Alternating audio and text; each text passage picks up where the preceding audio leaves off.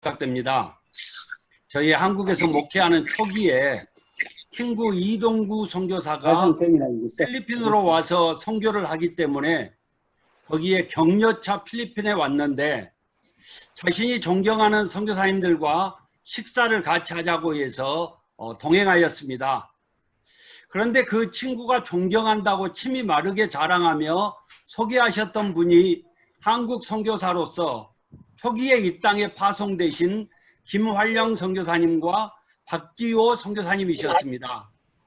알고 보니 교단 선배님들이셨고 제가 그 뒤에 GMS 이사를 오래 하면서 그분들의 인격과 영향력을 알아갈수록 존경심이 더해갔습니다.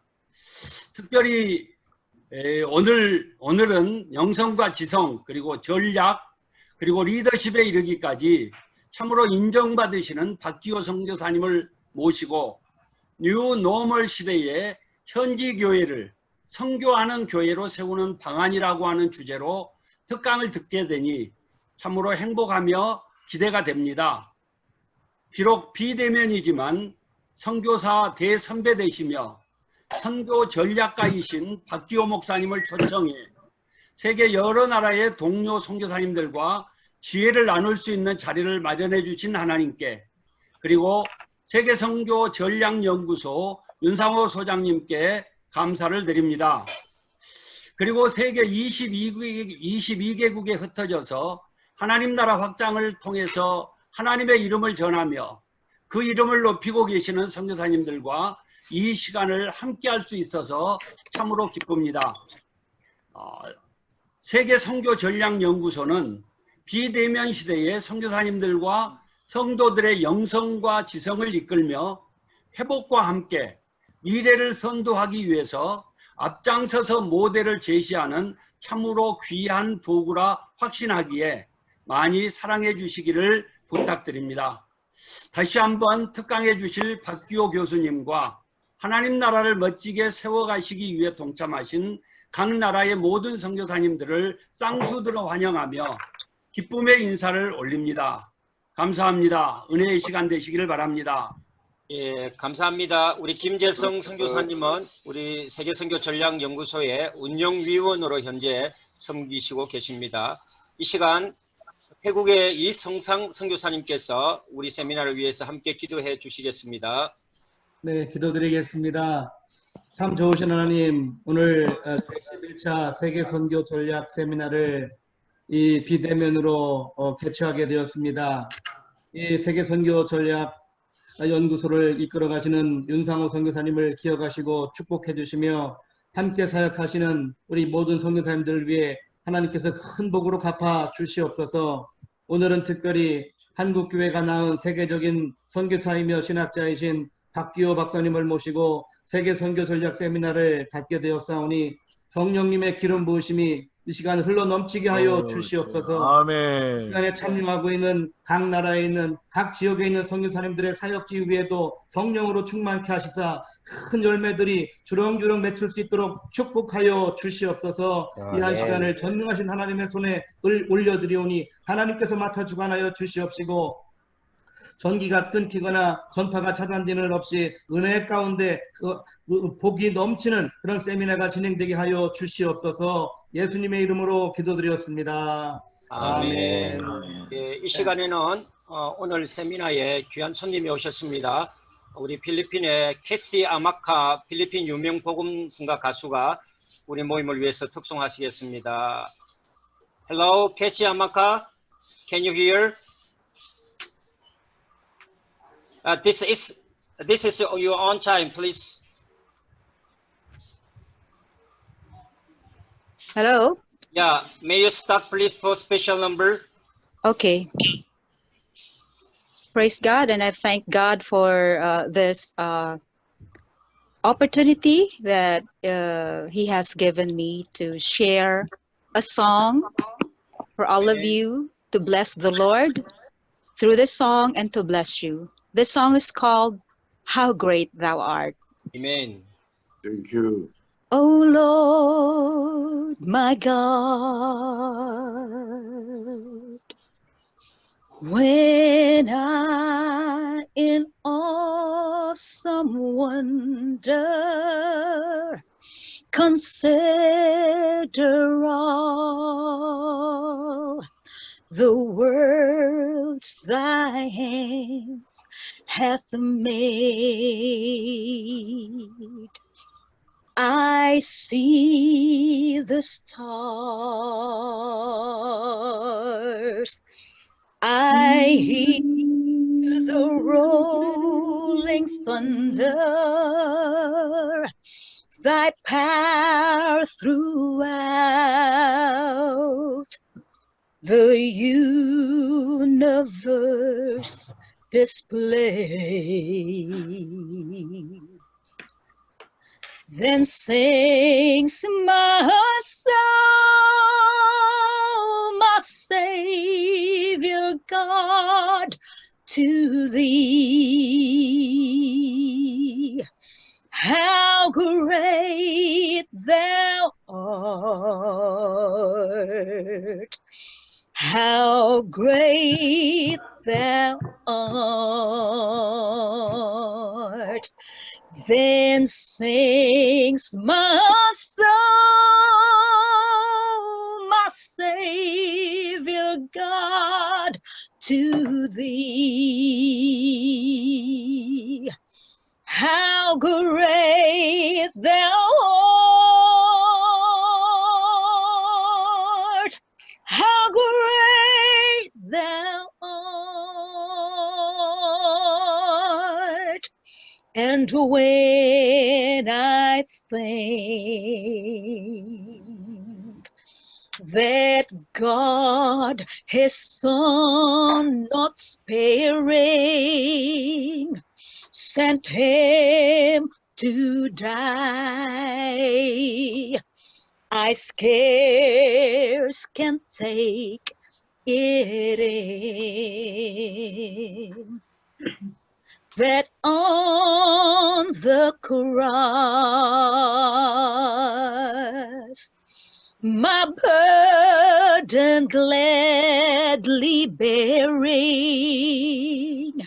he bled and died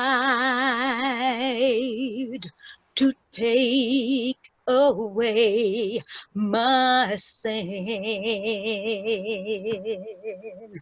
When Christ shall come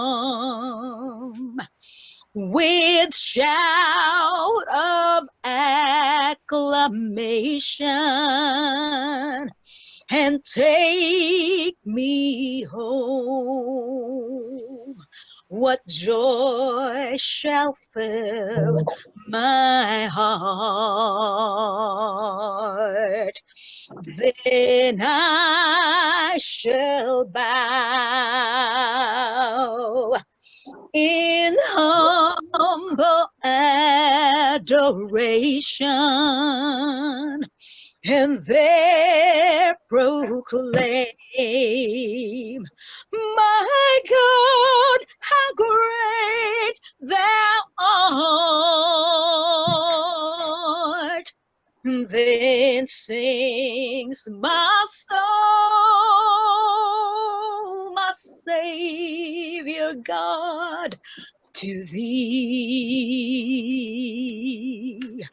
How great thou art! How great thou art! Then sings my soul, my Savior God, to thee. How great thou art! How great thou art! How great thou art!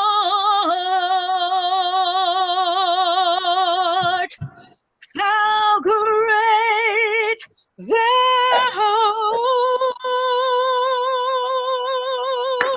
아멘. 이 박수로 맞이하겠습니다. Thank you so much. Thank you so much. Yeah, thank you You're so welcome. much. Praise God. Thank you. 예, God bless you. God bless 다음은 예, 오늘 우리 강사님을 우리 전략연구소 윤 소장님께서 우리 강사님 소개를 해주시겠습니다.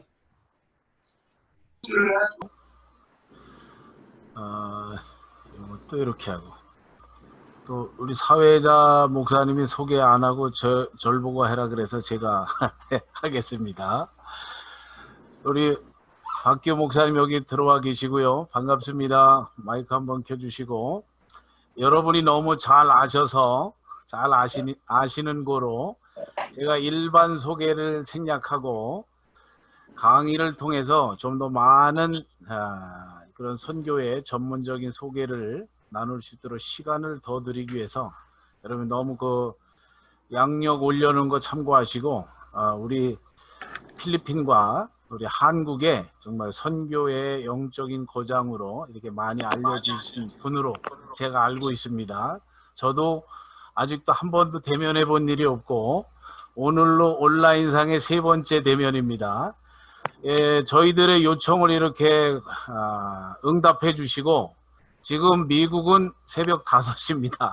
새벽 5시에 일어나셔서 흔쾌히 청을 이렇게 응해 주시고 선교사님들을 섬기는 마음으로 주님의 사랑을 나눠주셔서 진심으로 감사드리고 제가 소개를 가늠할까 합니다. 우리 박기호 목사님을 우리 환영하겠습니다. 사랑합니다. 축복의 사인으로 자 사랑합니다. 안녕하세요. 반갑습니다. 감사합니다. 반갑습니다. 반갑습니다. 안녕하십니까. 로스앤젤레스의 박기호 선교사입니다. 이렇게 귀한 모임에 초청해 주셔서 현지 교회를 선교교회로 세우는 방안이라는 주제로 말씀을 나누게 되어서 기쁩니다.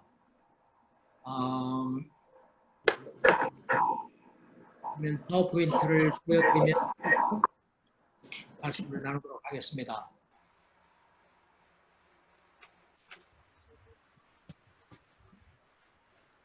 아직 공유 안 되었습니다. 예. 네. 됐습니다. 예. 오늘 이렇게 세계 선교 전략 연구소에서 저 부족한 사람을 세미나 강사로 초청해 주셔서 현지 교회를 선교 교회로 세우는 방안, How to help a field church to become a missionary church라는 주제로 말씀을 나눌 수 있도록 이렇게 기회를 주셔서 감사합니다.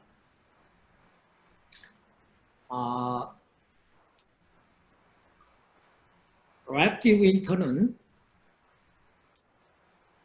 2006년에 로스앤젤레스 감사 한인교회에서 열린 북미주 선교단체 협의회 초청 세미나에서 미션 빌더스 포럼 2006라는 이런 세미나에서 The Challenge for Korean and Americans Together, 한국인들과 미국인들 모두를 위한 도전이라는 주제에 강의를 했습니다. 그 강의에서 랄프 윈터는 역사가 증거하는 가장 좋은 선교 전략은 단순히 이 교회를 개척하는 것이 아니라 선교회를 세우는 것이라고 그렇게 강조를 했습니다. 모든 개신교 선교 역사에서 가장 심각한 실수는 서양 선교회가 현장에서 선교 구조를 만들지 않았다는 것입니다.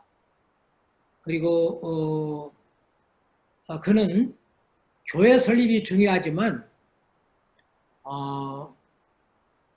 선교지에 선교회를 세우는 것은 보다 더 중요한 전략적인 일이라고 그렇게 강조를 했습니다.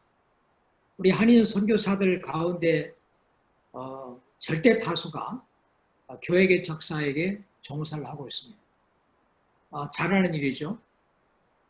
교회 개척은 하나님 나라 도래를 위하여 또 하나님의 뜻 구현을 위하여 또 세계 선교를 위하여 가장 중요한 전략 가운데 하나가 교회를 개척하는 것입니다. 그래서 주님은 마태복음 16장에 보면 내가 이 반석 위에 내 교회를 세우리니 음부의 권세가 이기지 못하리라. 내가 천국 열쇠를 너에게 주노니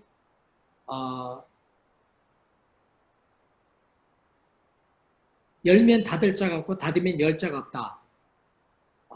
그래서 교회는 땅 위에 있는 하나님 나라의 대리기관으로 마치 어느 주권 국가의 대사관처럼 땅 위에 있는 하나님의 대리기관입니다. 그래서 주님은 교회 개척이 너무 중요하기 때문에 내가 이 반석 위에 베드로가 주는 그리스도시요 살아계신 하나님의 아들입니다 라는 고백을 했잖아요. 이 신앙 고백을 하는 사람들을 모아서 교회를 세우리니 음부의 권세가 이기지 못하리라 했습니다. 그래서 그리스도의 뜻을 누구보다도 잘 이해를 했던 사도들은 가는 곳마다 교회를 개척을 했습니다. 그래서 우리 선교사님들이 교회 개척하는 것이 매우 중요한 일이지만 라이프 윈테에 의하면 단순히 교회를 개척할 것이 아니라 이 현지의 선교회들을 세워서 현지 교회들이 선교하는 교회가 되도록 하는 것은 매우 중요한 일이다. 자기가 보니까 서양 선교사들이 선교 현지에 가서 교회 개척은 열심히 했는데 선교는 세우지 않았다. 이것은 전략적으로 매우 심각한 실수라고 그는 말했습니다. 현지 교회를 선교교회로 세우는 일이 매우 중요한데 현지 교회를 선교교회로 세우는 일에 대한 성서적 관점은 무엇인가? 선교학적 관점은 무엇인가? 그리고 역사적 관점은 무엇인가? 그리고 상황적 관점은 무엇인가에 대하여 말씀을 드리도록 하겠습니다.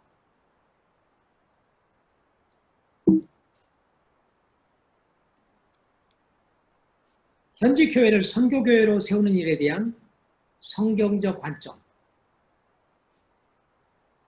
성경은 재생산의 원리를 강조하고 있습니다. 재생산은 하나님의 창조의 원리입니다.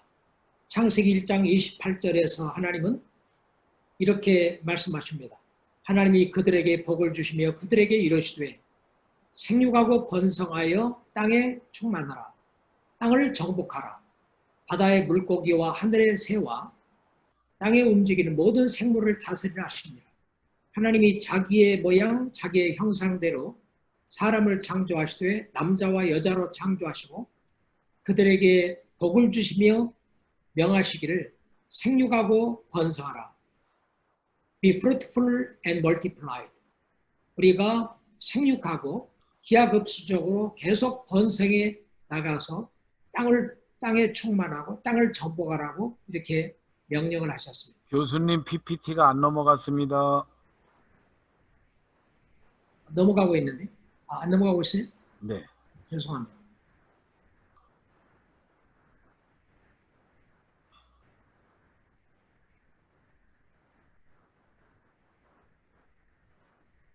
넘어갑니까? 안 넘어갑니다. 아하. 네.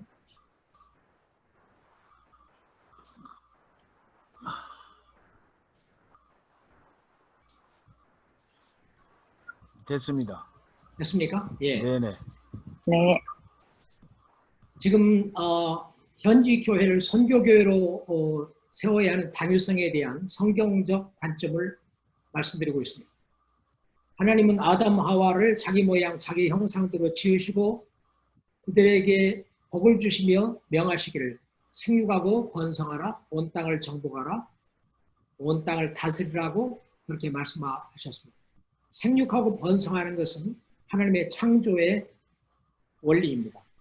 그리고 출애굽기 1장 7절 보면 이스라엘 자손은 생육이 불어나 번성하고 매우 강하여 온 땅에 가득하게 되었더라. the sons of Israel were fruitful and increased greatly in number, multiplied, and became exceeding mighty, so that they filled the land of Egypt. 그런 말씀이 있습니다. 애굽에 있는 이스라엘 백성들도 생육이 증가하고 불어나서 번성하여 멀티플라이하여 매우 강하게 돼서 애굽을 가득 채우게 됐더라. 우리 영적으로 하나님의 사람들도 우리 자신이 생산적이 되고 우리가 생육하고 수가 늘어나고 불어날 뿐만 아니라 번성하고 멀티플라이라는 건 나 혼자 하는 것이 아니고 계속해서 대를 이어서 이렇게 번성하는 것을 말하거든요. 매우 강하게 됐더라. 이렇게 재생산은 하나님의 창조 질서의 원리입니다.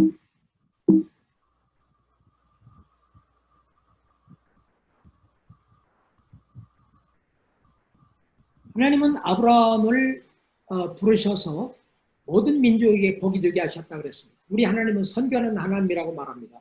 Our God is missionary God. 우리는 성경에 그러므로 너희는 가서 모든 족속으로 제자를 삼으라. 혹은 너희는 온 천하에 다니며 만민에게 복음을 전파하라.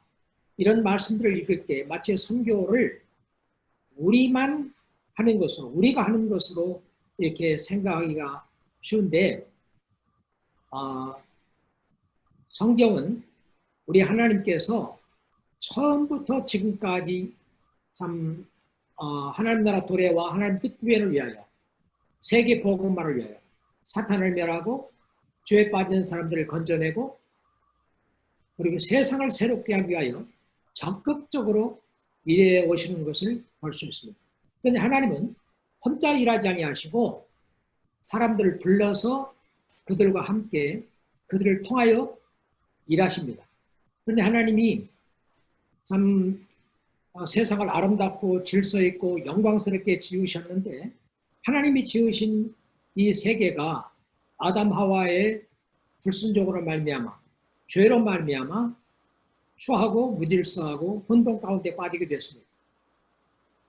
그래서 하나님께서 참 이 세상을 이렇게 사람을 범죄하게 하고 세상을 혼란스럽게 만들고 혼돈 가운데 빠지게 하고 추하게 만든 이 사탄을 멸하고 죄에 빠진 사람들을 건져내기 위하여 일하시기를 시작하시는데 혼자 일하시는 것이 아니라 아브라함을 불러서 아브라함에게 사명을 주셔서 아브라함과 더불어 그리고 아브라함을 통하여 일하심을 볼 수 있습니다. 여호와께서 아브라함에게 이르시되 너는 너의 고향 친척 아비집을 떠나 내가 네게 보여줄 땅으로 가라. 내가 너로 큰 민족을 이루고 네게 복을 주어 네 이름을 창대하게 하리니 너는 복이 될지라. 너를 축복하는 자에게 내가 복을 내리고 너를 저주하는 자에게는 내가 저주하리니 땅의 모든 족속이 너로 말미암아 복을 얻을 것이니라 하십니다. 하나님이 아브라함을 불러서 그에게 사명을 주셨습니다.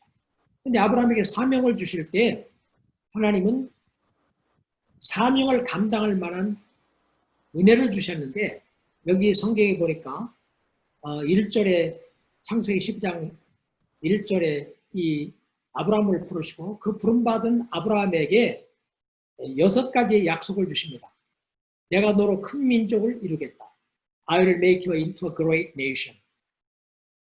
하나님이 아브라함을 통하여 그야말로 큰 민족을 이루셨습니다.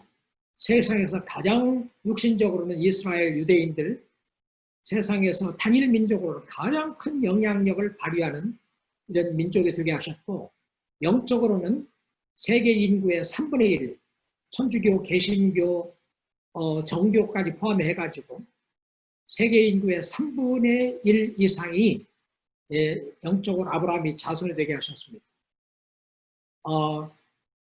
그래서 내가 너로 큰 민족을 이루겠다고 사명자들에게 약속하셨고 또 네게 복을 주어 I will bless you. 사명을 위하여 사는 사람들을 하나님이 축복하신다는 겁니다. 그리고 세 번째 약속은 네 이름을 창대하게 하리니 I will make your name great. 사람들은 자기가 다 유명하게 되기를 원하잖아요. 그런데 사명을 위하여 일하는 사람들의 이름들을 하나님이 위대하게 만들어주겠다는 겁니다. 그래서 세상의 왕들 이름, 애굽의 왕들, 영국의 왕들, 뭐 미국의 대통령들, 한국의 대통령들, 우리가 잘 모르잖아요. 한국의 왕, 이시조선만 하더라도 얼마나 많습니까? 태정, 태세, 문단세, 예성년준, 임명선, 광인여연, 수경령, 정수런철, 고순조, 그 수십 명의 왕들을 있는데 우리가 잘 모르잖아요. 그러나 아브라함, 사라, 요셉, 다니엘, 모세, 에스더, 뭐 바울, 베드로, 야고보, 요한, 이 하나님의 사람들은 우리가 좀 아주 유명하게 됐죠. 자녀들을 낳으면 이런 기독교 영향을 받은 나라들에서는 자기 자녀들을 그렇게 사명자들의 이름, 복받은 영적인 이런 거장들의 이름을 따라서 자녀들의 이름을 댔습니다. 아브라함 유명하게 됐습니다. 그리고 너는 복이 될지라 축복의 통로로 세우셨다는 겁니다. 아브라함이 다른 사람들이 축복이 되게 하고, 그리고 너를 축복하는 자에게는 내가 복을 내리고 너를 저주하는 자에게는 내가 저주하리니, 사명자는 하나님이 보호하신다는 겁니다. 사명자들을 축복하는 사람들은 하나님이 축복하시고, 사명자들을 저주하는 사람들은 하나님이 저주한다는 겁니다. 그리고 땅의 모든 족속이 너로 말미암아 복을 얻을 것입니다. All peoples on earth blessed through you. 모든 땅의 민족이 이 아브라함을 통하여, 또 사명자들을 통하여 복을 얻게 될 거라는 겁니다. 그런데 아브라함 본인만 이런 사명감을 가지고 하나님 나라 도래와 하나님 뜻구현을 위하여 선교사의 삶을 사신 것이 아니라, 그는 롯도 데리고 갔고 그 안에 사로도 데리고 갔고 하나님에서 모은 모든 사람들을 다 데리고 가서 자기의 믿음의 공동체와 함께 이 사명을 감당했던 것을 봅니다. 그리고 이삭, 야곱, 요셉, 모세 할 것이 대를 이어서 이런 사명감을 가지고 이 사명을 이루었던 것을 봅니다. 그래서 우리가 선교지에 가서 교회를 세우고 그 민족 복음화를 위하여 일하는 것도 중요하지만, 현지 교회를 선교인교를 세우는 일, 현지의 선교회들을 세우고 그 현지 교회들이 선교하는 교회가 돼서 이 세계 복음화의 사명을 함께 감당하는 것이 얼마나 중요한가를 성경은 보여줍니다. 그 다음에 예수님의 사역을 보면 예수님이 온 성과 촌에 두루다니며 천국 복음을 전파하시며 회당에서 가르치시며 모든 병든 것과 모든 약한 것들을 고치는 이런 사역을 직접 하셨지만, 본인이 그런 사역을 하고 사역이 중단되게 하신 것이 아니라 12 제자를 부르셔서 그들에게 사역 훈련을 시켜서 그들로 하여금 모든 민족을 복음화하도록 이렇게 그들에게 사명감을 고취시키시고 그들을 훈련시키셔서 일꾼들로 이렇게 세우신 것을 보면, 우리가 현장에 가서 복음을 전하고 가르치고 교회를 세우고 치유하고 이런 사역을 우리 자신만 할 것이 아니라, 또 마치 선교사들만이 이런 사역을 감당할 것으로 생각할 것이 아니라, 현지 교회를 선교 동원하고 선교 훈련하고 또 그들이 나가서 선교할 수 있도록 이렇게 하는 것은 성경적인 원리라는 것입니다. 그래서 예수님은 3년밖에 일을 안 하셨지만 하신 말씀이, 아버지께서 내게 하라고 부탁하신 일을 내가 땅 위에서 다 이루어 아버지를 영화롭게 하였사오니, 아버지가 창세전에 내가 아버지와 함께 가졌던 영화로서 지금도 아버지와 함께 나를 영화롭게 하소서. 3년 사역하고 하나님 맡기신 사역 자기가 다 완성했다고 말씀하시거든요. 그리고 우리가 현지에 교회만 세워가지고는 우리 사명이 완수됐다고 할 수가 없습니다. 현지에 선교회도 세우고 선교 역군들을 길러내서 현지 교회를 선교하는 교회로 세우는 일이 우리의 사명이라는 것입니다. 그리고 예수님이 아까 말씀드린 것처럼 모든 도시와 마을에 두루다니사 그들의 회당에서 가르치시며 천국 복음을 전파하시며 모든 병과 모든 약한 것을 고치시니라 했습니다. 그리고 12 제자를 불러 그들을 훈련시킨 다음에 그들을 내보내사 그의 12 제자를 부르사 더러운 귀신을 쫓아내며 모든 병과 모든 약한 것을 고치는 권능을 주셨다고 예수님이 사명을 어떻게 감당하셨는가를 우리에게 보여줍니다. 또 현지 교회를 선교교회로 세우는 일에 관한 성서적인 관점에 있어서 우리가 바울의 사역을 생각해 볼 수 있는데, 바울은 선교사였고 선교적인 사람이었고 선교적 교회를 세운 분이었습니다.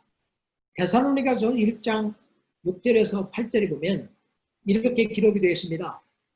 또 너희는 많은 환난 가운데서 성령의 기쁨으로 말씀을 받아 우리와 주를 본받는 자가 되었으니, 그러므로 너희가 마게도니아와 아가야에 있는 모든 믿는 자의 본이 되었느니라.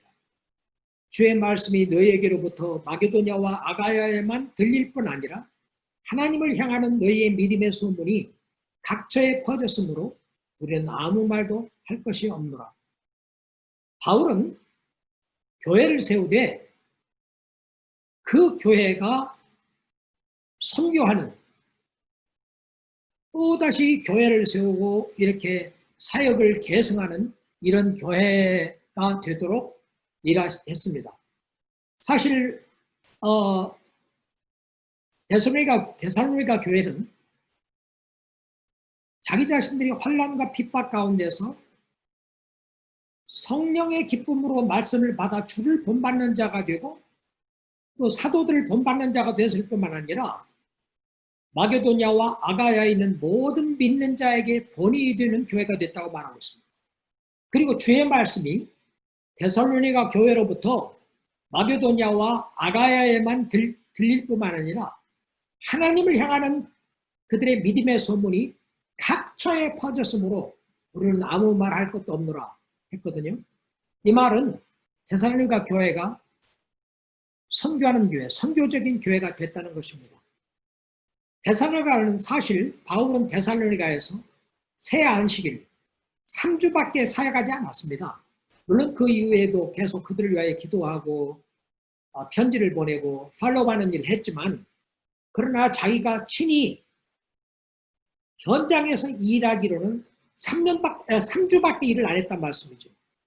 그런데 어떻게 3주 동안 사역한 이 교회가 역동적인 선교교회가 됐을까? 우리에게 큰 도전이 되고 있습니다. 우리는 선교지에 3주가 아니라 3개월이 아니라 3년이 아니라 30년 아니면 그 이상 머물러 있어도 그 민족을 복음하는 일에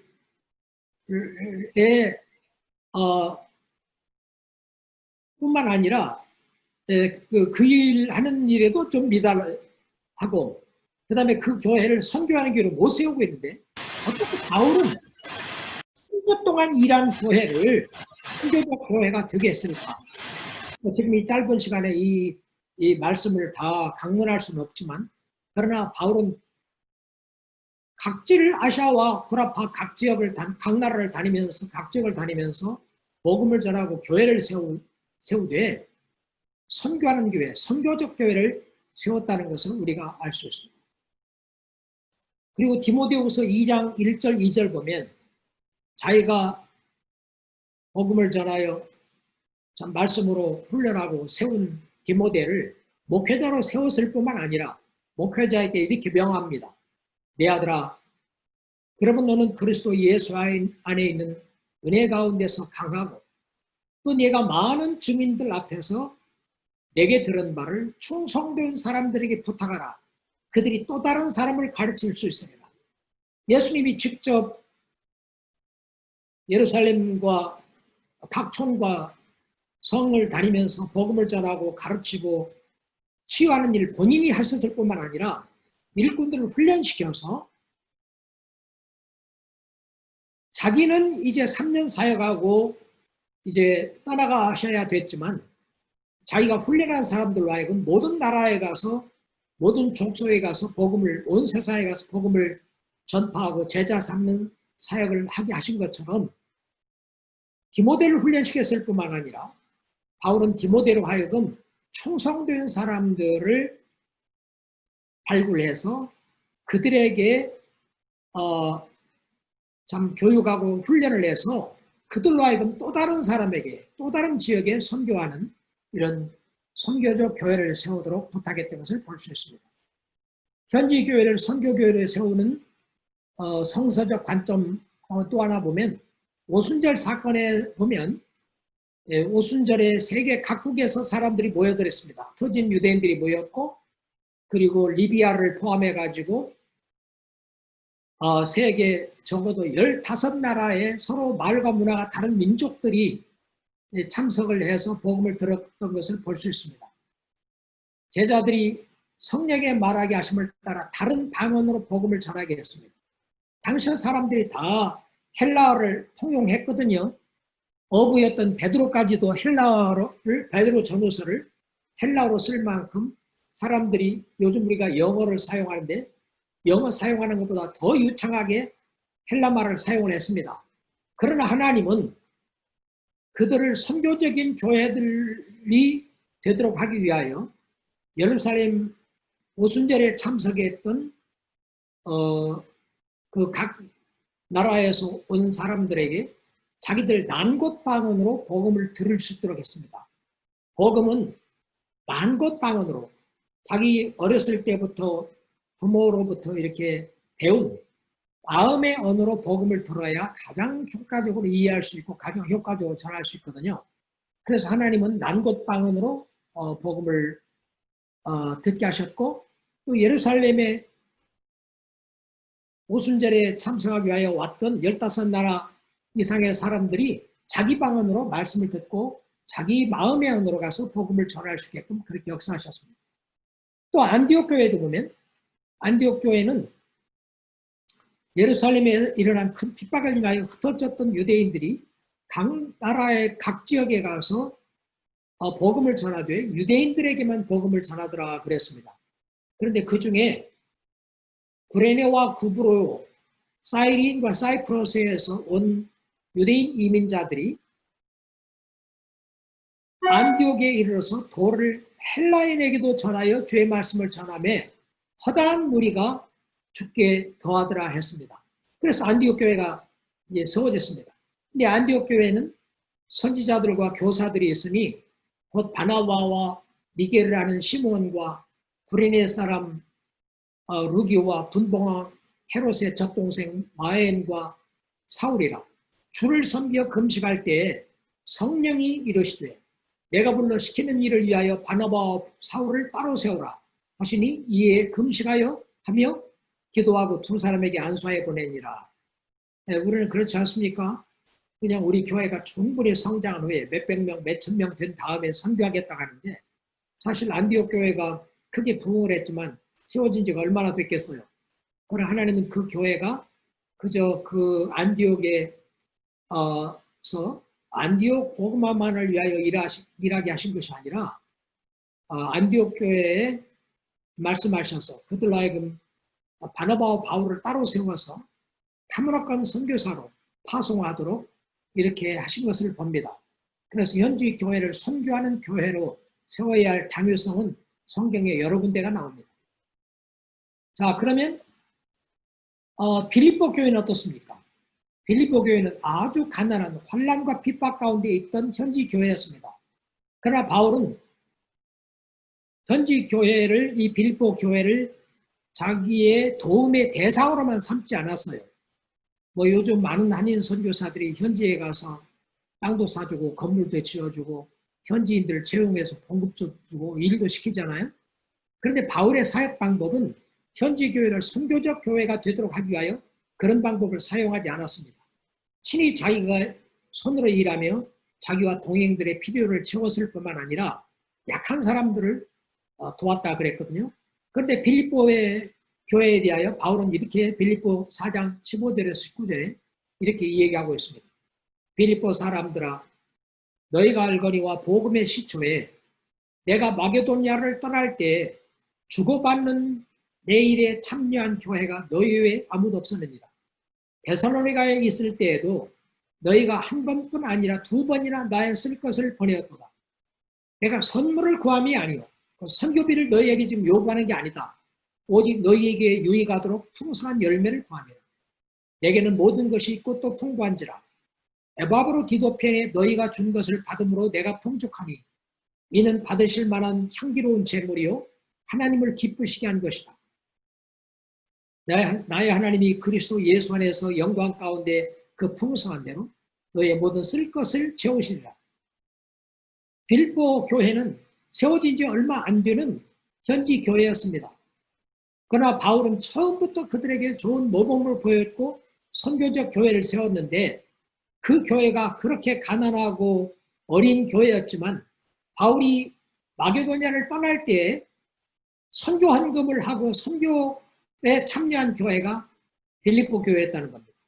그리고 바울이 데살로니가에서 사역할 때도 빌립보 교회는 한 번뿐만 아니라 2번이나 바울의 선교비, 바울의 사역을 위한 이런 헌금을 했다는 겁니다. 그리고 에바브로 디도편에 또 그들이 헌금을 보내주는데 그래서 자기가 지금 넉넉하게 풍족하게 쓸 수 있게 됐다 이렇게 말하고 있습니다. 그리고 우리가 현지 교회를 가난하다고 생각을 해서 모든 필요를 내가 채워주고 그들을 나의 도움의 대상으로만 생각할 것이 아니라 현지 교회를 처음부터 선교하는 교회가 되도록 교육하고 훈련하는 것은 얼마나 중요한 일인지 성경은 우리에게 보여주고 있습니다. 우리가 현지 교회를 선교하는 교회로 세워야 할 성경적인 당위성을, 성경적 관점을 말씀드렸습니다. 그러면 현지 교회를 선교교회로 세우는 일에 대한 선교학적 관점은 어떠한가? 찰스 풀러라는 사람은, 헤럴드 풀러라는 사람은 선교부와 현지 교회와 관계, 선교사와 현지 교회와의 관계, 4가지 발전 단계를 말했습니다. Mission Church Relations, Four Stages of Development.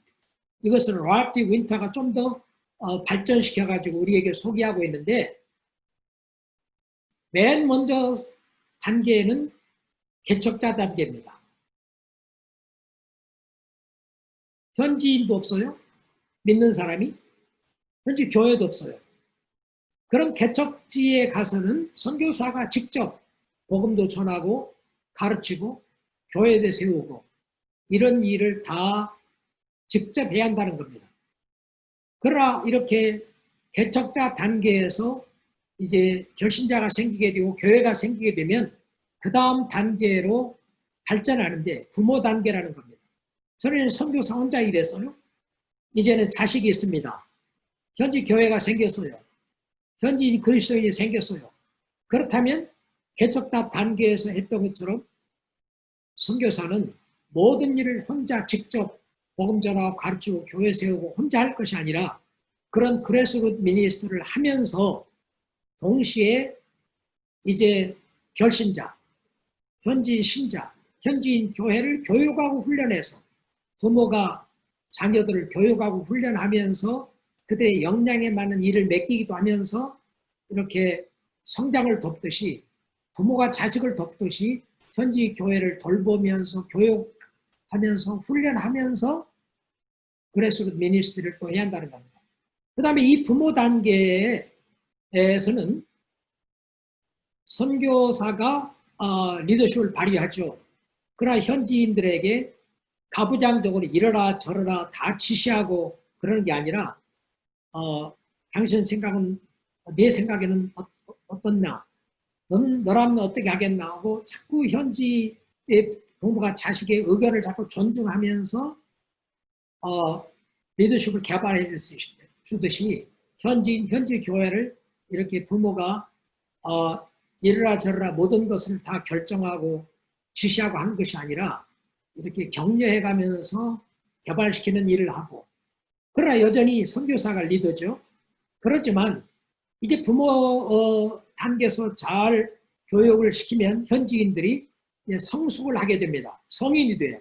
그러면 현지인들이 현지 교회가 선교부와 선교사와 거의 동등한 입장에서 동반자 사역을 하게 됩니다. 은사를 따라 자기가 할 수 있는 일들은 자기가 하고 자기가 못하는 일을 다른 사람에게 맡기고 이렇게 동반자, 파트너 스테이지. 이때는 서로 은사를 따라 일하는 겁니다. 그리고 여기는 리더십이 선교사 위주가 아니고 현지인과 함께 리더십을 나누는 것. 그런데 개척자 단계와 부모 단계에서는 존경받던 선교사들이 동반자 단계에 이르러서는 배척을 당할 수 있다. 그런 얘기를 헤럴드 플러는 합니다. 왈프 윈터도 그렇게 얘기하고, 개척자 단계는 뭐 내가 다 내 마음대로 하니까, 부모 단계에서는 어린이가 현지인이 너무 약하니까 뭘 모르지만, 이 현지인이 이제 성숙하게 되고 자의 자의식을 갖게 되고 참 이렇게 되면 더 이상 부모가 자식한테 이러라 저러라 잔소리하고 하면 싫거든. 우리 가나안 농군학교에 김용기 장로님이 그 아들 김범일 장로님이 그런 말씀을 하시더라고. 자기 아버지가 자기가 60이 돼도 서울 가면 인사하러 가면 너 차 조심해라. 파란불 켜면 가고 노란불 켜면 머무르고 빨간불 켜면 서 있다가 노란불 켜면 조심하고. 자기가 몇 살인데 자꾸 그런 얘기 하느냐 이거요. 그래서 자기는 아버지가 이렇게 자꾸 간섭하기를 싫어하셨는데 나중에는 참 그 아버지의 그 마음을 참 이해했다는 그 말씀을 했는데, 우리가 아무리 내가 복음을 전해서 결신한 사람이고 내가 세운 교회라 하지만 계속해서 우월감을 가지고 자기가 현지인보다는 더 잘 알고 더 유능하다 이런 생각에서 자꾸 잔소리하고 이러라 저러라 하면 동반자 단계에 있어서는 배척당할 수 있다는 겁니다. 그러니까 전도자 단계, 교사 단계에서 존경받던 사람이 동반자 단계에 이르러서는 배척당할 수 있다. 그래서 우리 현지인도 좀 변화가 있어야 되고 선교사도 여기에서는 좀 변화가 있어야 한다. 그렇게 말하고 있습니다. 다 모두 P로 시작하는데 파이어니어 스테이지, 페어런트 스테이지, 파트너 스테이지, 마지막 단계를 동참자 단계라고 말하는데 파티스펀트 스테이지. 여기에서는 현지인들이 선교사보다 말도 잘하고 문화도 더 잘 이해하고 어쩌면 더 리더십을 발휘할 수 있기 때문에 이때는 현지 교회가 리더십을 가지고 선교사들은 현지인들이 부탁하는 일, 요청하는 일, 현지인들이 안 하거나 못하는 일을 해줘야지. 근데 대부분의 지금 한인 선교사들은 현지인이 할 수 있고 현지인이 더 잘할 수 있는 일을 차고 있잖아요. 그래서 랄프 윈터는 그런 얘기를 했습니다. Never do anything others can do and will do. When there are things to be done, others can't and won't. 다른 사람들이 할 수 없고 하지 않을 일이 있는데 다른 사람이 할 수 있고 다른 사람이 하게 될 일은 결코 하지 마라. 그런 말을 했거든요. 선교사는 현지인들이 할 수 있는 일은 현지인들이 하게 하고 현지인들이 안 하거나 못하는 일들을 해야 하는데 이 동참자 단계에서는 현지인들이 리더십을 가지고 있으니까 현지인들이 요청하는 일을 하든지 아니면 선교지를 다른 데로 바뀌어서 현지인들에게 장애물이 돼서는 안 된다는 겁니다. 그리고 현지인들이 안 하거나 못하는 일이 뭐냐? 현지인들이 뭐 복음도 전하고 교회 개척하는 일을 할 수 있지만 잘 못하는 일이 뭐냐면 선교하는 일입니다.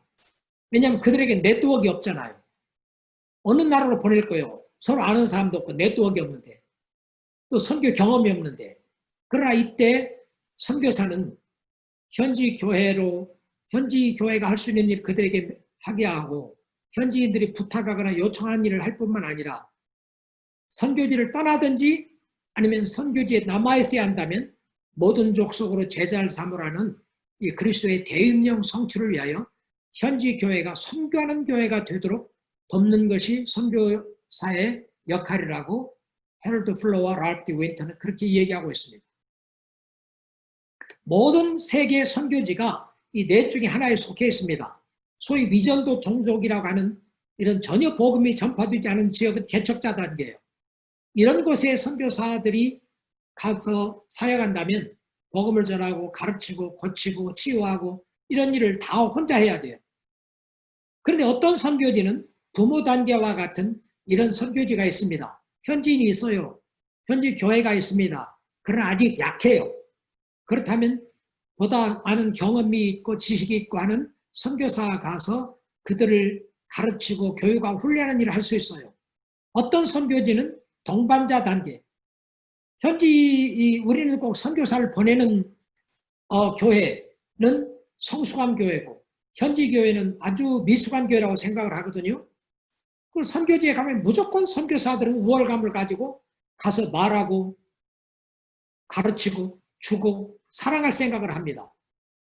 그러나 방질 목사님은 사실 중국에 선교사를 갔을 때 중국이 우리보다 복음을 먼저 받아들였잖아요. 한 7, 80년. 우리보다 더 성숙한 교회였다고요. 근데 우리가 선교지로 한국에서 중국 산동성에 선교사로 가가지고 갈 때도 요즘 선교사처럼 초청도 안 받고 말이야. 그래서 그냥 임으로 점령구처럼 가가지고 현지인과 협의도 안 하고 현지인과 협력도 안 하고 그저 내 교파에 따른 전통에 따른 교회 세우고 내 교파 전통에 따른 신학교 세우고 아주 경쟁적으로 하거나 현지인들 배제하고 일하잖아요. 그러나 우리는 이명정서 떼가지고 갔다고. 이명정서 떼가지고 중국교회 교인이 되고 중국교회 사역자가 되고 그들과 더불어서 사역을 했거든요. 근데 요즘 동반자 단계에 있는 교회가 있어요. 선교지 교회라고 모두 우리보다 약하고 어리고 부족하고 우리가 우월하고 우리가 더 잘하고 더 낫고 이런 생각은 안 되죠. 현지로부터 방길 목사님 말씀한 것처럼 서양 선교사들처럼 일방적인 선교 말하고 가르치고 주고 사랑하고 하지 말고 말하기도 하고 듣기도 하고 주기도 가르치기도 하고 배우기도 하고 주기도 하고 받기도 하고 사랑하기도 하고 사랑받기도 하는 이런 참 사역을 쌍방의 선교 사역을 해야 한단 말이죠. 방길 목사님은 이런 선교가 진정한 선교라고 그렇게 말하고 있습니다. 그 다음에 동참자 단계에 있어요. 어쩌면 어느 나라는 우리보다 더 잘할 수 있어요. 여러 면에서 우리 교회보다 더 부흥하고 갱신하고 더 발전적이고 그럴 수 있어요. 근데 그런 나라에 가서도 사역하는 사람들이 있거든요. 그런데 우리는 선교사 하면 무조건 우월감을 가지고 그들에게 가서 말하고 가르치고 주고 사랑해야 되는 것을 생각하고 있는데 어쩌면 거기 가서 배울 바가 많이 있는 게 있어요. 그러나 그들에게 은사가 없는 것이 있습니다. 예를 들자면 현지 교회가 다 잘하는데 거기에 신학교에서 지도자들을 양성할 신학자 수가 적다. 다른 면은 강한데 아니면 현지 교회가 다른 건 다 잘하는데 선교할 줄을 모른다. 그렇다면 가가지고 선교사로 가가지고 그들이 안 하거나 못하는 일을 해줄 수 있단 말씀이죠. 이렇게 선교부와 현지 교회와의 관계, 네 가지 발전 단계에 대한 이해를 가지고 우리가 현지에 가면 계속해서 개척자 단계에서 해오던 식의 사역을 할 게 아니라 또 계속 부모 단계에 있어서 사역할 때처럼 할 게 아니라 역할이 자꾸 달라져가지고 역할 변화를 해야 한다는 거예요. 그래서 선교지에서 현지인들이 이제 충분히 성숙했으면 다른 선교지로 옮기든지 아니면 현지인들이 하지 못하거나 할 수 없는 그런 사역을 해야 한다는 겁니다. 그것이 우리가 현지교회를 선교교회로 세워야 할 당위성 중에 하나입니다. 그 다음에 서양 선교가 주는 역사적인 교훈은 뭐냐면 허드슨 테일러입니다. 허드슨 테일러는 중국 주재 영국 선교사였습니다. 그는 이 윌리엄 캐리 시대의 선교사들에 의하여 주로 해안 지역이 복음화되는 해안 선교 시대였는데 그는 중국 내륙 지방을 방문하고 돌아와서 내지에 수많은 사람들이 그리스도 없이 죽어가는 것을 보고 중국의 내륙 지방 복음화를 위하여 차이나 인랜드 미션, 중국 내지 선교회, 그것이 나중에 중국이 공산화돼 가지고 중국에 수방되면서부터는 오버시스 미셔너리 펠로십이라는 이런 선교 회를 세워서 동아시아 교회에 특별히 이런 선교를 위하여 집중하는 선교 단체가 되겠는데 허드슨 테일러는 교회를 세우는 일을 했는데 선교단체를 세우는 일의 중요성을 알지 못했다고 말하고 있습니다. 허드슨 테일러는 서양에 14개의 선교단체를 세웠다고 합니다. OMF뿐만 아니라. 그런데 단 한 개의 선교단체도 중국에 세우지 않았다는 거예요. 무슨 말이냐면 이렇게 훌륭한 선교사였지만 현지 복음화를 위하여 헌신하고 희생적인 사역을 했지만 교회도 세우고 학교도 세우고 병원도 세우고 현지에서 놀라운 일을 했지만 그러나 14개의 선교단체를 서양교회를 위해서는 세웠으면서도 중국교회를 위해서는 단 한 개의 선교단체로 세우지 않았다. 이것이 랄프 윈테어에 의하면 허드슨 테일러의 큰 실수 중에 하나라는 겁니다. 현지 교회를 선교교회로 세운 일에 관한 선교학적 관점. 알렉산더 로드스는 베트남 주재 불란서 카톨릭 선교사였습니다. 그는 베트남에 선교회를 세우고 현지 젊은이들로 하여금 교회들을 개척하게 했습니다. 그래서 베트남이 아시아에서 필리핀을 제외하고는 카톨릭 교도가 가장 많은 나라가 되도록 했습니다. 이 예수의 신부였던 이 알렉산더 로드스는 베트남에 가가지고 단지 복음을 전하고 교회만 세웠던 것이 아니라 베트남의 젊은이들을 도전하고 교육하고 훈련해가지고 그들이 베트남에 복음을 전하도록 그리고 사역하도록 이렇게 참 선교적인 그런 일꾼들을 키우고 선교적 교회를 세웠던 겁니다. 존 모턴은 어떻습니까? 존 모턴은 미국 선교부의 책임을 맡았던 평신도 감리교 지도자였습니다. 그는 자신이 한 번도 타문화권 선교사로서 직접 필드에서 일한 경험은 없어요. 그러지만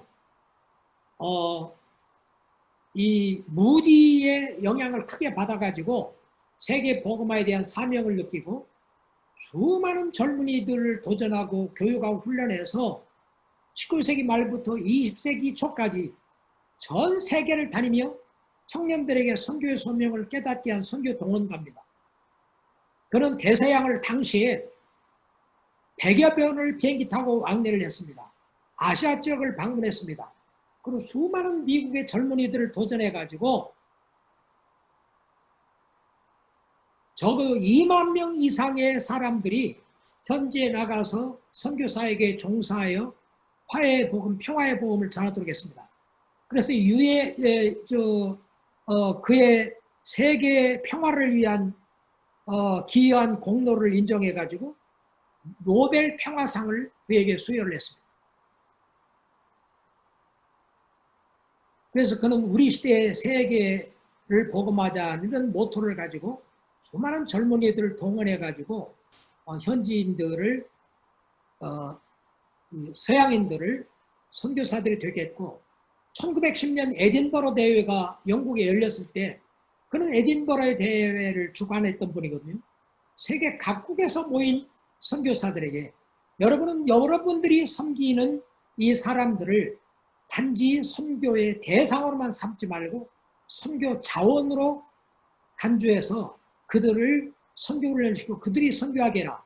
세계 선교는 우리 서양 사람들의 힘만으로는 감당할 수 없다. 이런 도전을 했습니다. 그런데 당시에 1910년에 에딘버러 대회에 참석했던 서양 선교사들이 그 말을 실감했겠어요? 그런데 그 에딘버러 대회에 참석했던 북장로교 선교사들, 한국 주재 선교사들은 그 존 모트에 하는 말을 그냥 이렇게 한 귀로 듣고 한 귀로 흐른 게 아니에요. 한국교회를 처음부터 선교하는 교회로 세워서 오늘날과 같이 한국교회가 선교하는 교회가 되도록 기여를 했습니다. 그 다음에 기독교 선교연맹, 크리스천 미셔너리 얼라이언스라는 교단이 있는데 이 심슨이었죠. 이 장로교회였던 분이 나가서 이런 선교교회를 CNMA 교회를 세웠습니다. 그런데 이 CNMA 교회는 선교사를 보내는 구조를 가지고 교회를 개척하는 정책을 가진 복음주의 선교기관이었습니다.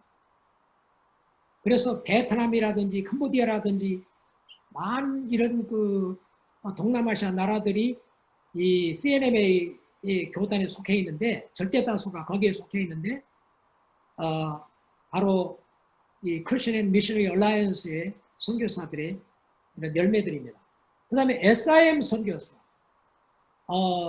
처음에는 수단 인랜드 미션이었는데 나중에 그것이 서빙 인 미션이라는 선교회. 우리나라 강승삼, 성남용, 이진희, 엄경섭, 또 안건상 선교사님을 포함해 가지고 많은 선교사님들이 SIM 소속 선교사로 혹은 듀얼 멤버로 가서 사역을 했죠. 1949년에 나이제리아 현지 교인들에 의하여 선교사들이 선택되고 파송이 되었습니다. 그리고 후원이 됐어요. 그리고 토착 선교회 AMS가 세워졌습니다. 그런데 이렇게 나이지리아 교회가 처음부터 선교한 교회가 된 것은 SIM 선교사들의 권면에 의하여 그렇게 된 겁니다. 이 나이지리아에 파송돼서 선교한 SIM 선교사들은 나이지리아에서 교회 개척하고 신학교를 세우고 가르쳤지만 그들의 설교를 통하여, 채플 설교를 통하여, 강의를 통하여 계속해서 나이지리아 교회가 선교하는 교회가 되도록 도와줬습니다. 그래서 아프리카에서 가장 역동적인 선교교회가 된 것은 나이지리아입니다. 영국의 가장 큰 교회의 담임 목사가 나이지리아 사람입니다. 우크라이나의 가장 큰 교회가 이 나이지리아 사람에 의해 세워져가지고 나이지리아 사람이 목회하고 있습니다. 이 아프리카에 보면요, 나이지리아는 다른 아프리카 나라들과 달리 선교교회가 돼서 아주 역동적으로 선교를 해오고 있습니다. 그리고 1950년에는 AMS가 무슬림 지역인 북부 나이지리아를 복음화하기 위한 최초의 선교사 부부를 파송했고, 여러 이제 다른 민족에게 말과 문화가 같은 나라에 살지만 사람에게 이것을 기점으로 북부 여러 지역에 선교사를 파송했고, 지금은 세계 여러 나라에 선교사를 파송하는 교회가 됐습니다. 그리고 1950년에 모든 SIM 교회 리더십이 현지인들에게 이양이 됐고, AMS도 EMS라는 이름으로 바뀌었고, 2008년 현재 1200명이 넘는 선교사들이 아프리카 전역에서 선교 사역을 하고 있고, 지금은 아프리카뿐만 아니라 유럽과 아시아와 여러 나라에 가서 선교하는 교회가 되도록 SIM이 이런 역할을 했다는 겁니다. 그렇다면 한국 선교회도 현지에 가서 복음을 전하고 교회를 세우고 학교를 세우고 이런 사역을 할 뿐만 아니라 처음부터 현지 교회를, 바울이 그러했던 것처럼, 주님이 그러하셨던 것처럼 현지 교회를 선교하는 교회로 세우는 것이 얼마나 중요한가를 우리가 알 수 있습니다. 그 다음에 현지 교회를 선교교회로 세우는 일에 대한 역사적인 관점. 한국교회 역사가 보여주는 교훈입니다. 우리가 존 로스를 압니다. 존 로스는 우리 한국이 아직 선교사들을 받아주지 아니할 때, 한국이 미전도 종족으로 남아있을 때 한국에 와서 사역하기를 원했지만 그러나 한국에 들어올 수가 없었습니다. 그런데 만주에서 한국인들이, 많은 한국인들이 살고 있는 것을 보고 그들에 가서 복음을 전하고, 또 그들 가운데 와가지고 무역업을 하든 보따리 장사를 하든 백홍준이라든지 김진기라든지 이상하라든지 또 뭐 여러 이렇게 서상윤이라든지